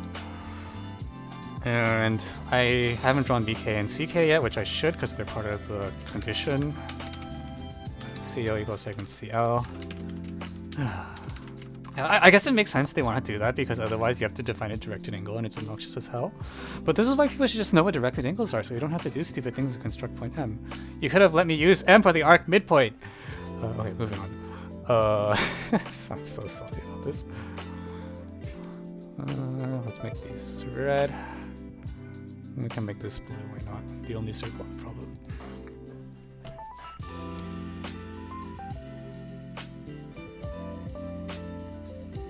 I'm gonna draw PQ as well, just because it's parallel to BC, and that seems like it might matter.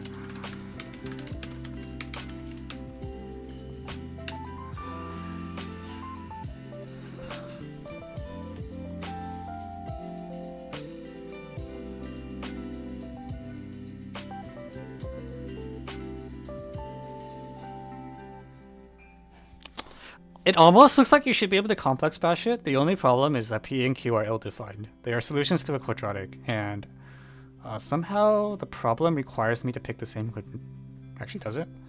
What if I replace Q with the other one?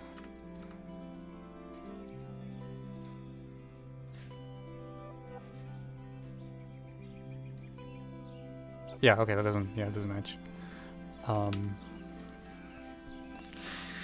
The way I guess you could encode the quadratic is like P and Q are. There's a certain scale factor you take from T. Oh, this is weird. I'm gonna redefine Q. I want to redefine Q as the intersection of line TC and the line through P parallel to A. Fuck. I'll just do it from here, it's faster. BC equals BC, yeah, I suspect that might be relevant. Yeah. Well, it's just PQ parallels. They have a literal isosceles trapezoid. But something about this doesn't sit right with me. Like, it doesn't... Something about the degrees seems odd. I'll just put it that way. I'm going to replace P with a point on line TB. And I want to see what happens to this angle as I move P. So the claim is that there's 2 points P for which the angles match. And I want it to be the case that at those 2 points, PB equals BC.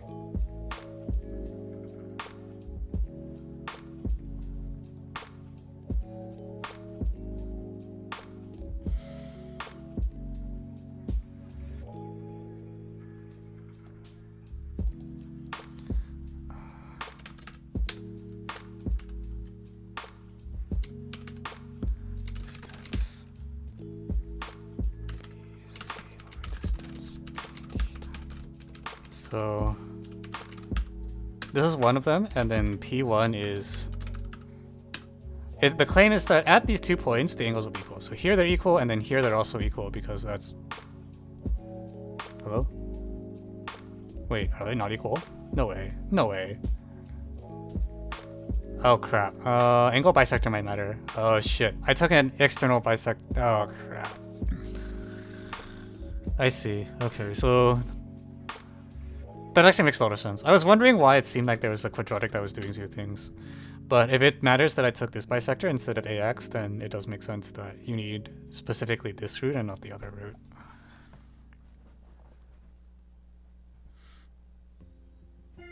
Okay, let's actually try to do the problem now.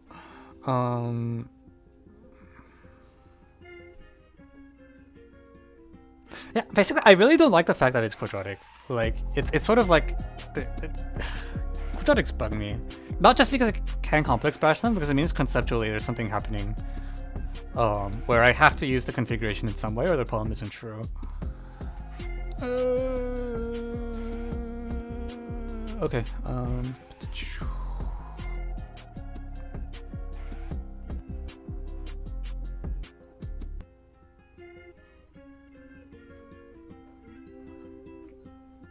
So P and Y should be tied in some way, or like at Y and X or something. Something about which arc midpoint you pick should matter. And that something is probably that. Fuck. No, don't do that.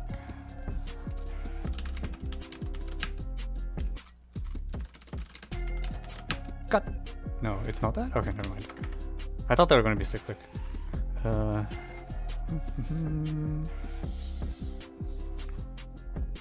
M probably lies on the bisector. Yeah, well... Wait, it does? Like the problem M? Really? No, it does not lie on the angle bisector, but it appears to lie on line AT, which is interesting. Huh. Fascinating. Okay, maybe M is not a useless point after all then. Actually, no, hang on, something's up. So, we wanted to show that M at K, okay, so MK equals MY.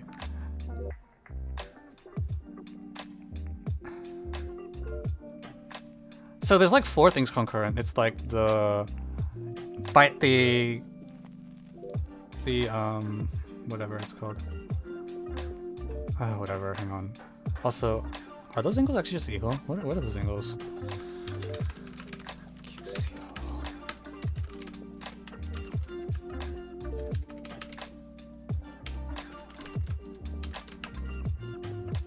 That's not what I wanted. Angle ABK.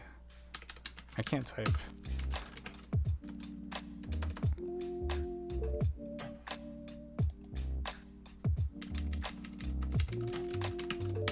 Oh, they are equal. Okay, so these angles are equal, and then if that's true, then it follows by angle chase, because there's no other way they can be equal. In particular, they're just equal. So I have these 2 similar... These angles are also equal, right? Yeah, so these 2 triangles are just similar. Which is a thing that can happen, alright.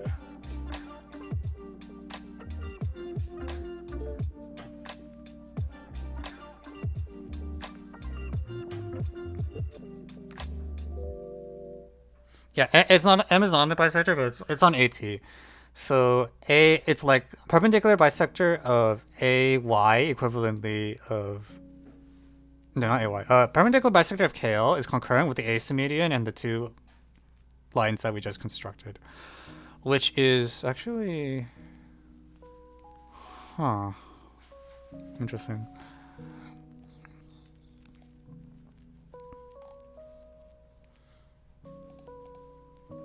Okay, I'm gonna draw M back, because I thought M was going to be a garbage point because it just wanted the angles equal, but it seems to actually lie on things, so we're gonna keep it around.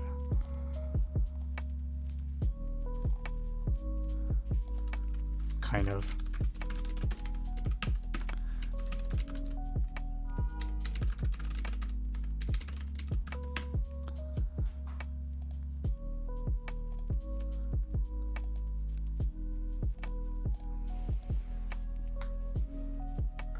So I have 2 similar isosceles triangles. ABC, tangent, tangent, symmedian. Symmedian? Symmedian.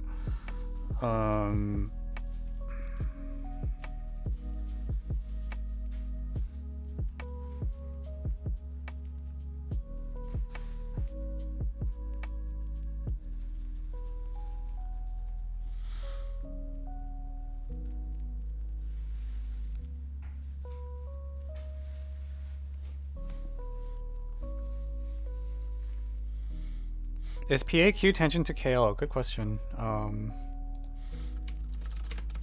It might be. Yep, good catch. So it's tangent. Why is that? If that's true, it should be true independent.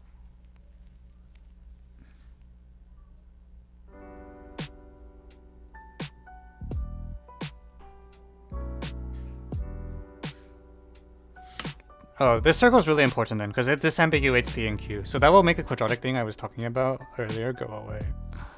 So if we can get this circle, that will be really, really good. Because it means I can...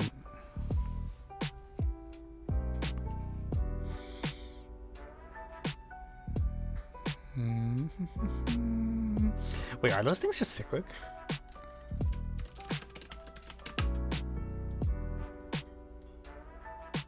I feel like there's some more. There should be some more circles somewhere. I'm not seeing.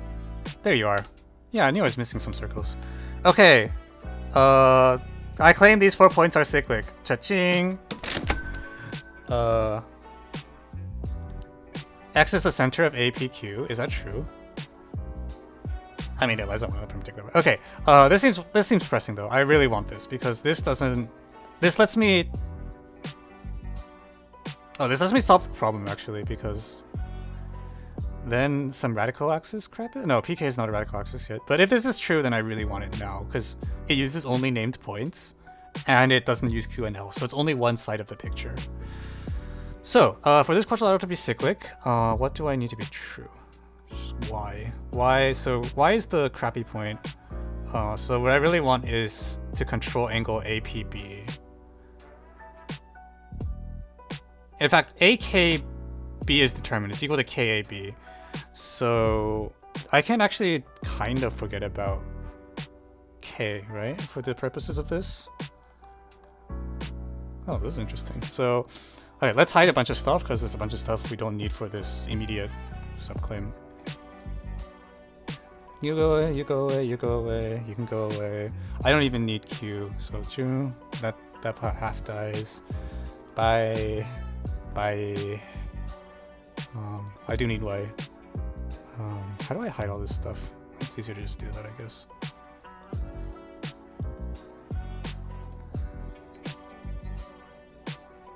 And I don't need K because it's like this angle. So this angle here, which is angle KAB, and AP is a segment. So that's the one segment I do need to draw.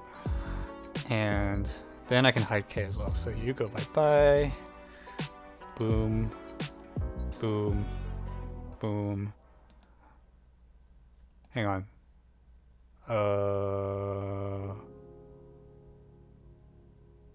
Yeah, I don't need you either.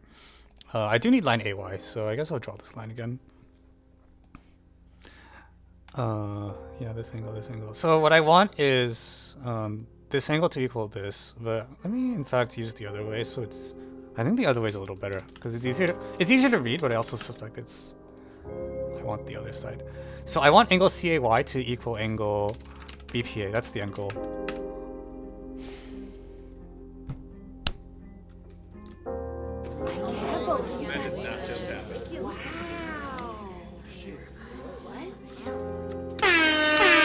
Okay. Never mind. Apparently I messed something up. What did I mess up? VK. Sorry, no, I lied. Wrong angle. Where? No. No. Hang on. So. Oh, it's PY, not PA. Oh crap.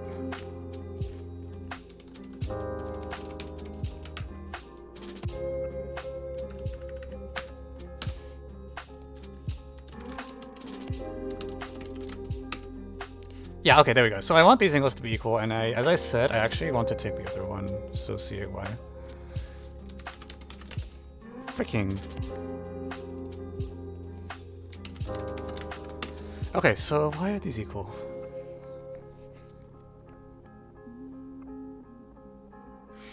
Okay, well, there's a BY is something. So this is arc.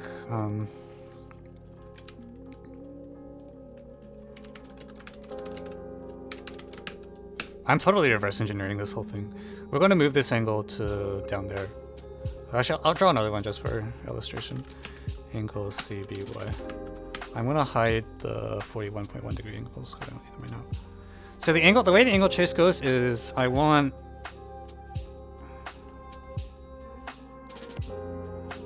Huh. Why is that true?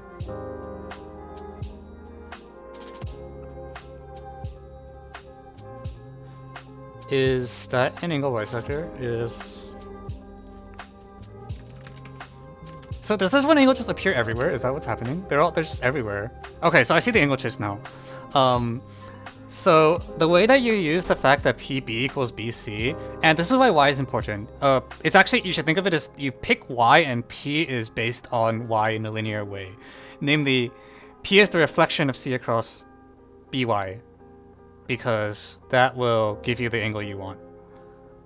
So that gives you the whole cyclic quad, and everything's beautiful. And now we have great control over the point P. Could you check if XA equals XP?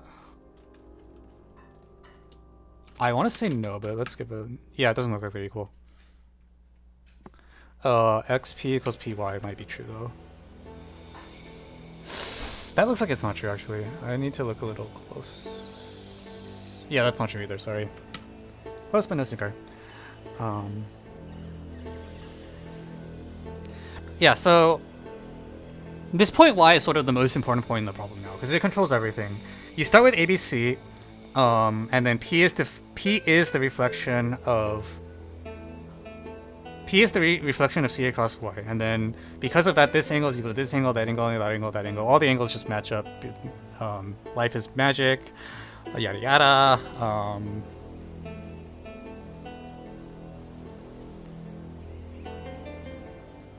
So all those green angles are just equal. Let me see if I can retrace that. So.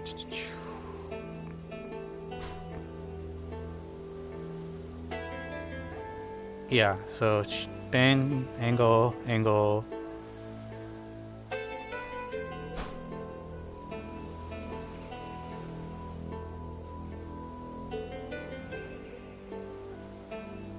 Hang on, I've suddenly lost the link. So this angle is equal to this angle, which is equal to that angle because it's an external bisector, which is equal to this bicyclic, which is that by rotation.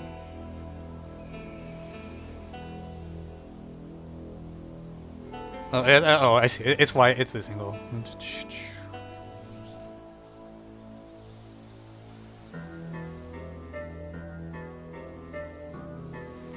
There you go. Okay, yeah, so actually I don't need the bottom angle. The bottom angles here are nice to know, but actually it's easier if I just draw. I don't even need epsilon. ACB. This is literally angle ACB. Or, sorry, YCB.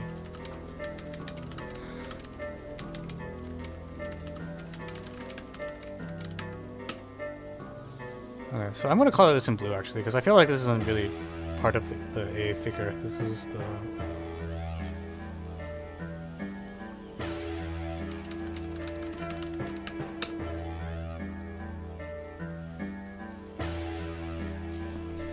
Okay, I want to start typing up the solution as well, just so that I'm not just speaking only.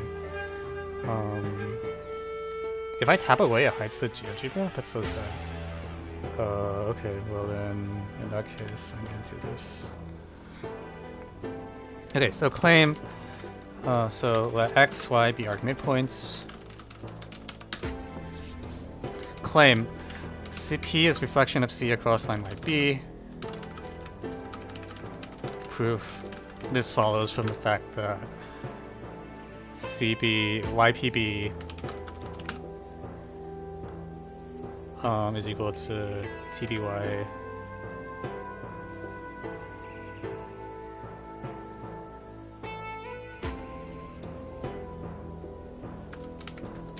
so sorry, what am I trying to say?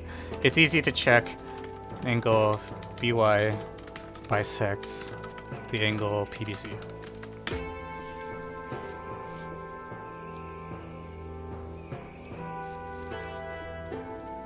And then claim PQ or PKBY is cyclic. PKBY is cyclic, that's the one we just found. And then because we have all these things, we just chase it. So YPB, let me do it so it's all positive actually. BPY is equal to YCP because of the reflection, which is equal to YAB. YAB equals KAB, which is equal to BKA.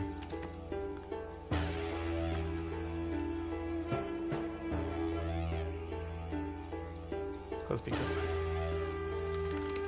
And of course I made a typo already, and it's not BYP, this is just BPY. There we go. Alright, cool. So now we have all these wonderful cyclic quads, and the mystery of why P and Q are defined by quadratic relations is resolved. PQ is parallel does matter, but at this point I'm less convinced it's super important because we have so much control now. We are doing great. This is amazing. Everything's happy. We're gonna color this one a different color so I can actually see it, and we're gonna color the analogous one because I want to know that both there. BPK and sorry, BYP and CYL were the two, right? It's the other circle.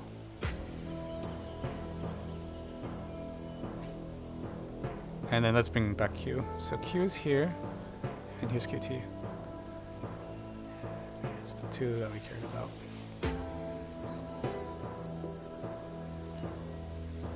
Okay, so we got the cyclic quads we wanted. There's other stuff that's going on, but we might already be able to solve the problem outright because what were we trying? We wanted those angles to be the same. And PKY is equal to, oh, okay, yeah, that's it. Okay, never mind. I thought there's going to be more that happened because I don't know why M is on the ace median yet. But now we're done because now directed angle PK PKY is equal to PBY equals YBT is equal to TCY is equal to... Actually, I'm just going to write PBY is equal to YCQ. That should be clear enough why that's true.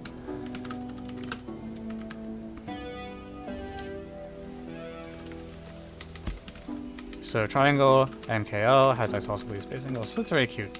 Okay. Well, that's that.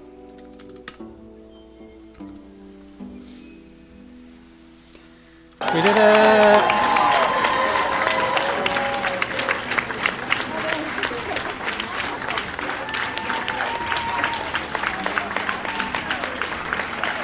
That's what I'm talking about. Okay, that went much better. What points in here do I actually need for the solution?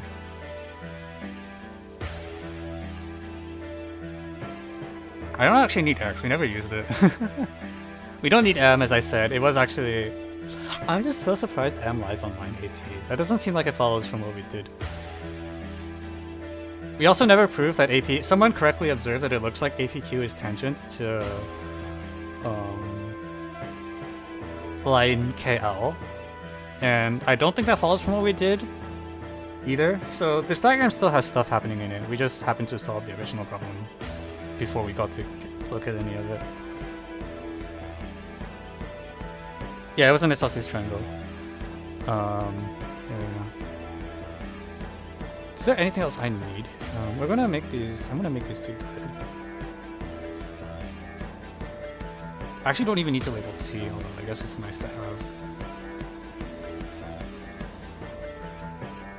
Yeah, like in particular, if you look at these green circles, the radical axis definitely passes through O, right? Like the radical axis actually, I think the green circles are tangent to line BC.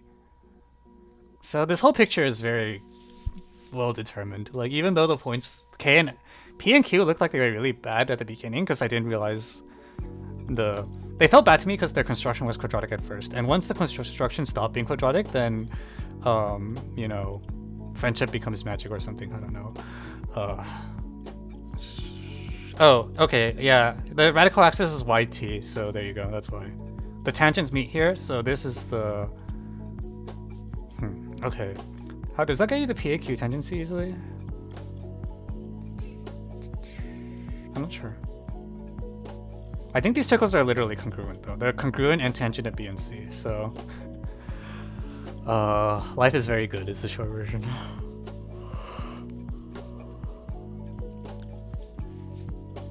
Normally I would keep trying because it bugs me that I feel like I didn't finish. There's still stuff happening. I want to know what else is happening, but unfortunately I have an 8 AM flight, so I should probably not stay up. Although someone should prove that the median passes through M. That would be good. Okay, let's do it right up quickly so I can go sleep.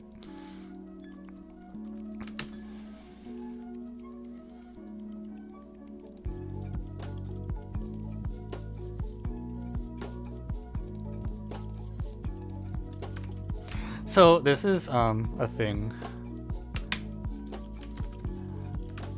Did you know you can export GeoGebra to asymptote? And did you know that I have a way to do it that's even better than the built-in one? This is Ibero 2022.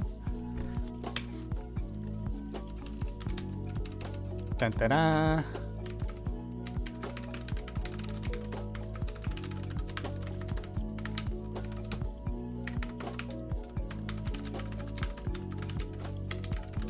Oh, let's see how that turned out.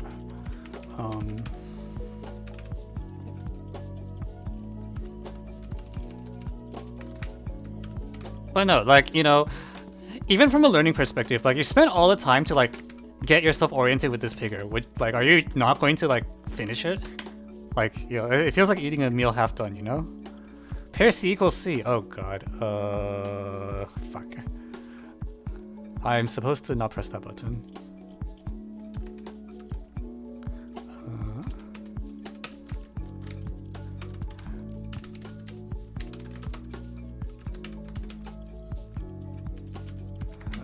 I don't want this to be that big.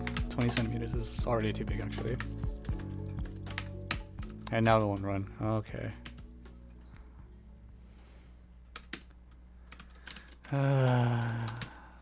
Computers. What directory am I in?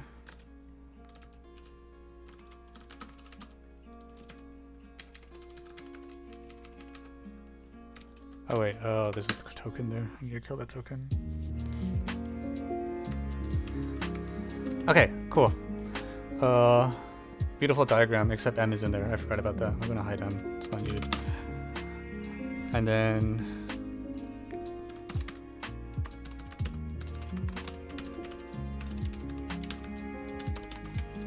Okay, paste the solution that was in the slides. Let's delete X because you don't need it. Let Y be the arc midpoint of arc BAC. Yeah, free ASCII code, it's amazing. This is what happens when you know how to write code. You can just do stuff like this. It's great. I'm gonna start the claims. What's the standard in this database? Then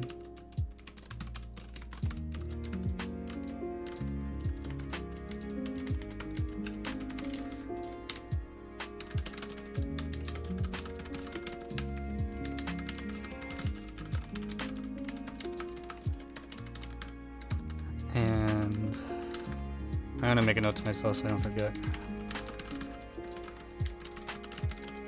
Right, the one thing I do want to adjust is that B and C labels are really crappy right now. Actually, it's easier if I do that here. We're gonna do this here. You can go there. Ah, crap. No! Move. Move. K can go here. P is out here. B can go here. C can go here. I don't need epsilon, actually. I don't need M. We talked about that. C can go here. Q can go here. We'll put O down here. Y can go a little north. A can be there, like there-ish. Okay, let's try it again. Generate.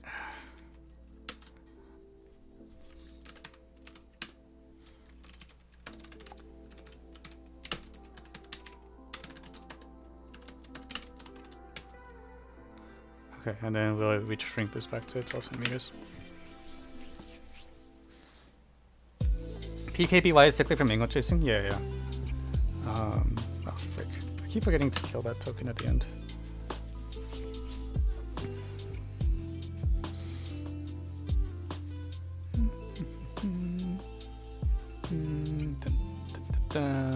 Much better. Y is a little off, but I don't... Nah, well, we can adjust it. It's like 95. Good enough.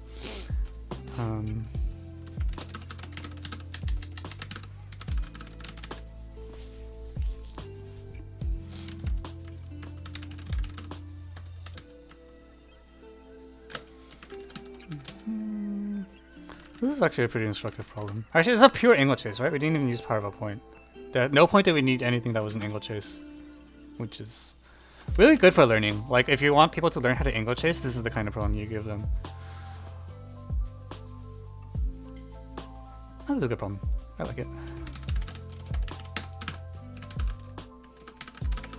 Okay, now for the part where we post on AOPS.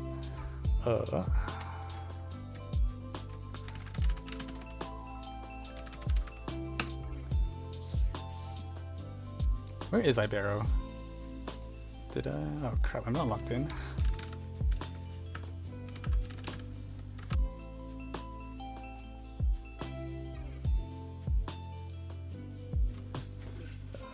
I gotta get to sleep.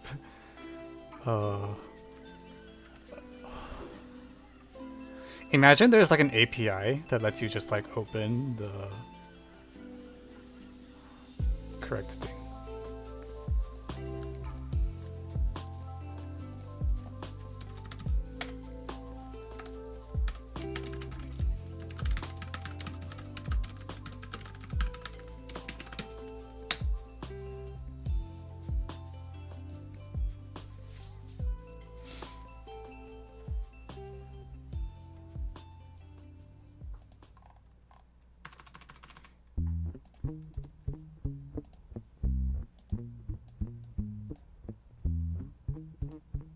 Oh, come on.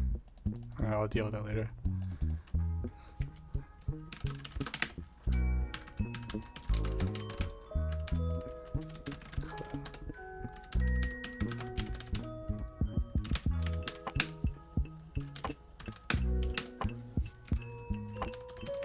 I'll make sure that URL is correct.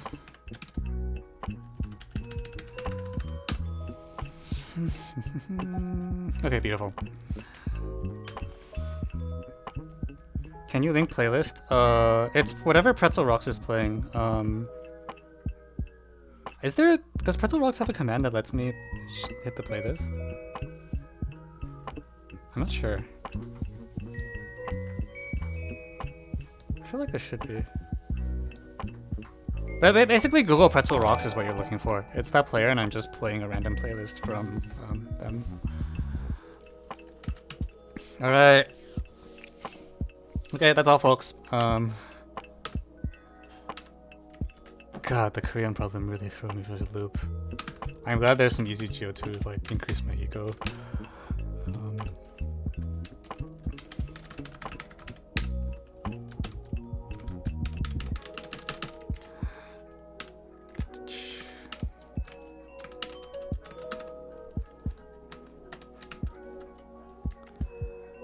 Okay.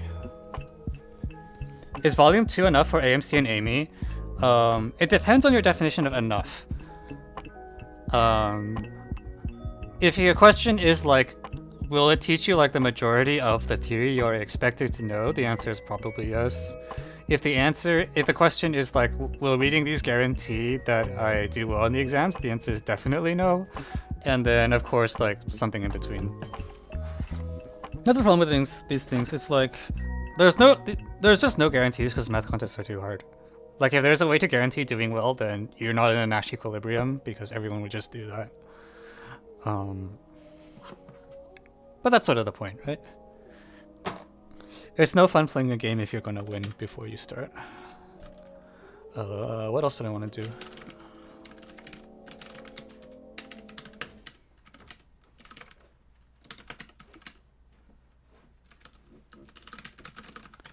We're gonna push the Ibero upstream.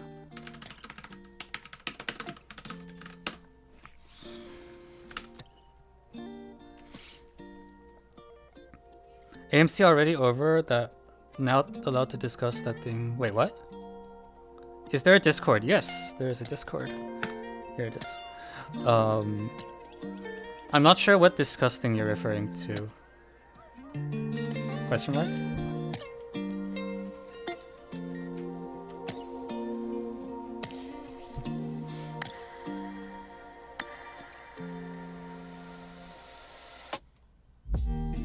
Oh, if you want to solve the Korean problem yourselves, that's fine. It's just I don't want to spoil myself because I now have a personal investment in like figuring out what the heck is going on. Referring to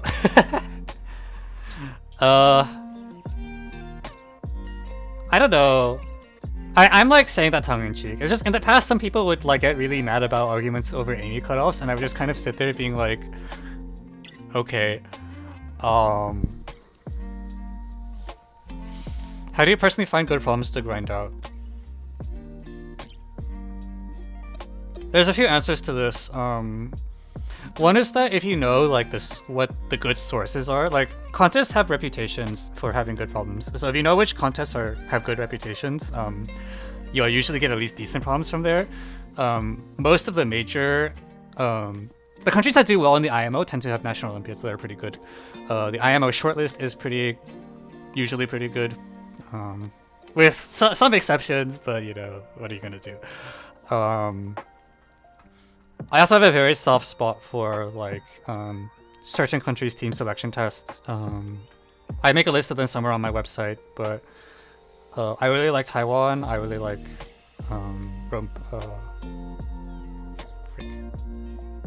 Iran. That's the other. I really like Taiwan. I really like Iran. USA team selection tests tend to be pretty good as well. So on and so forth. China is pretty okay. China Math Olympiad is National Olympiad. It's easier than China TST, just as an FYI. So people tend to confuse the two, but China TST tends to be harder than China National Olympiad by a significant margin. It's hard to go too far wrong, I think. Because if you go very far wrong, you will kind of notice, because you'll look at the problem and be like, what is this? Like, I don't want to work on this. Or you read the solution and you're like, this is the dumbest thing I've ever seen, kind of thing. Yeah, you know, and in a lot of sense, like setting a good Olympiad problem is like, for the solver, it's a lot like, what's the word for it? It's a lot like a story or a movie or something like that. Like, you can tell when movies are good, even if you're not a like critic. And then of course people will argue about them, but like, you know, the good movies are just good. You know, decent movies are just at least decent, etc. What are you gonna do now? I'm going to go pack for my flight to Atlanta tomorrow. What prep do you recommend for AMC and Amy?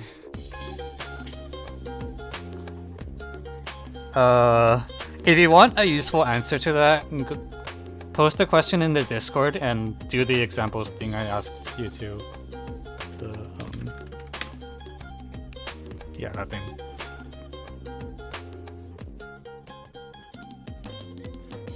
I keep running into this problem with like equilibriums for advice, where like if there is a good answer to like how do you do X that was short, it would already be on my FAQ. Like I'm not that inefficient with answering the FAQs. Yeah, so if you want useful advice, you should give us more data, is what I'm trying to say. Or, sorry, useful advice that you haven't already heard. Then give us more data. Alright. Okay, I'm gonna adjourn for real now.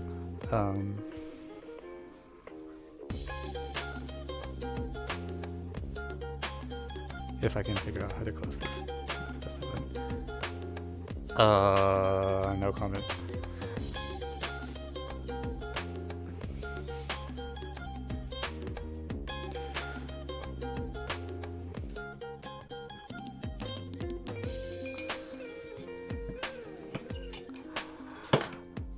Okay, see you all next week. We will maybe keep doing the Korean problem if I feel like it. Or something. I don't know. We'll see. Alright, see y'all.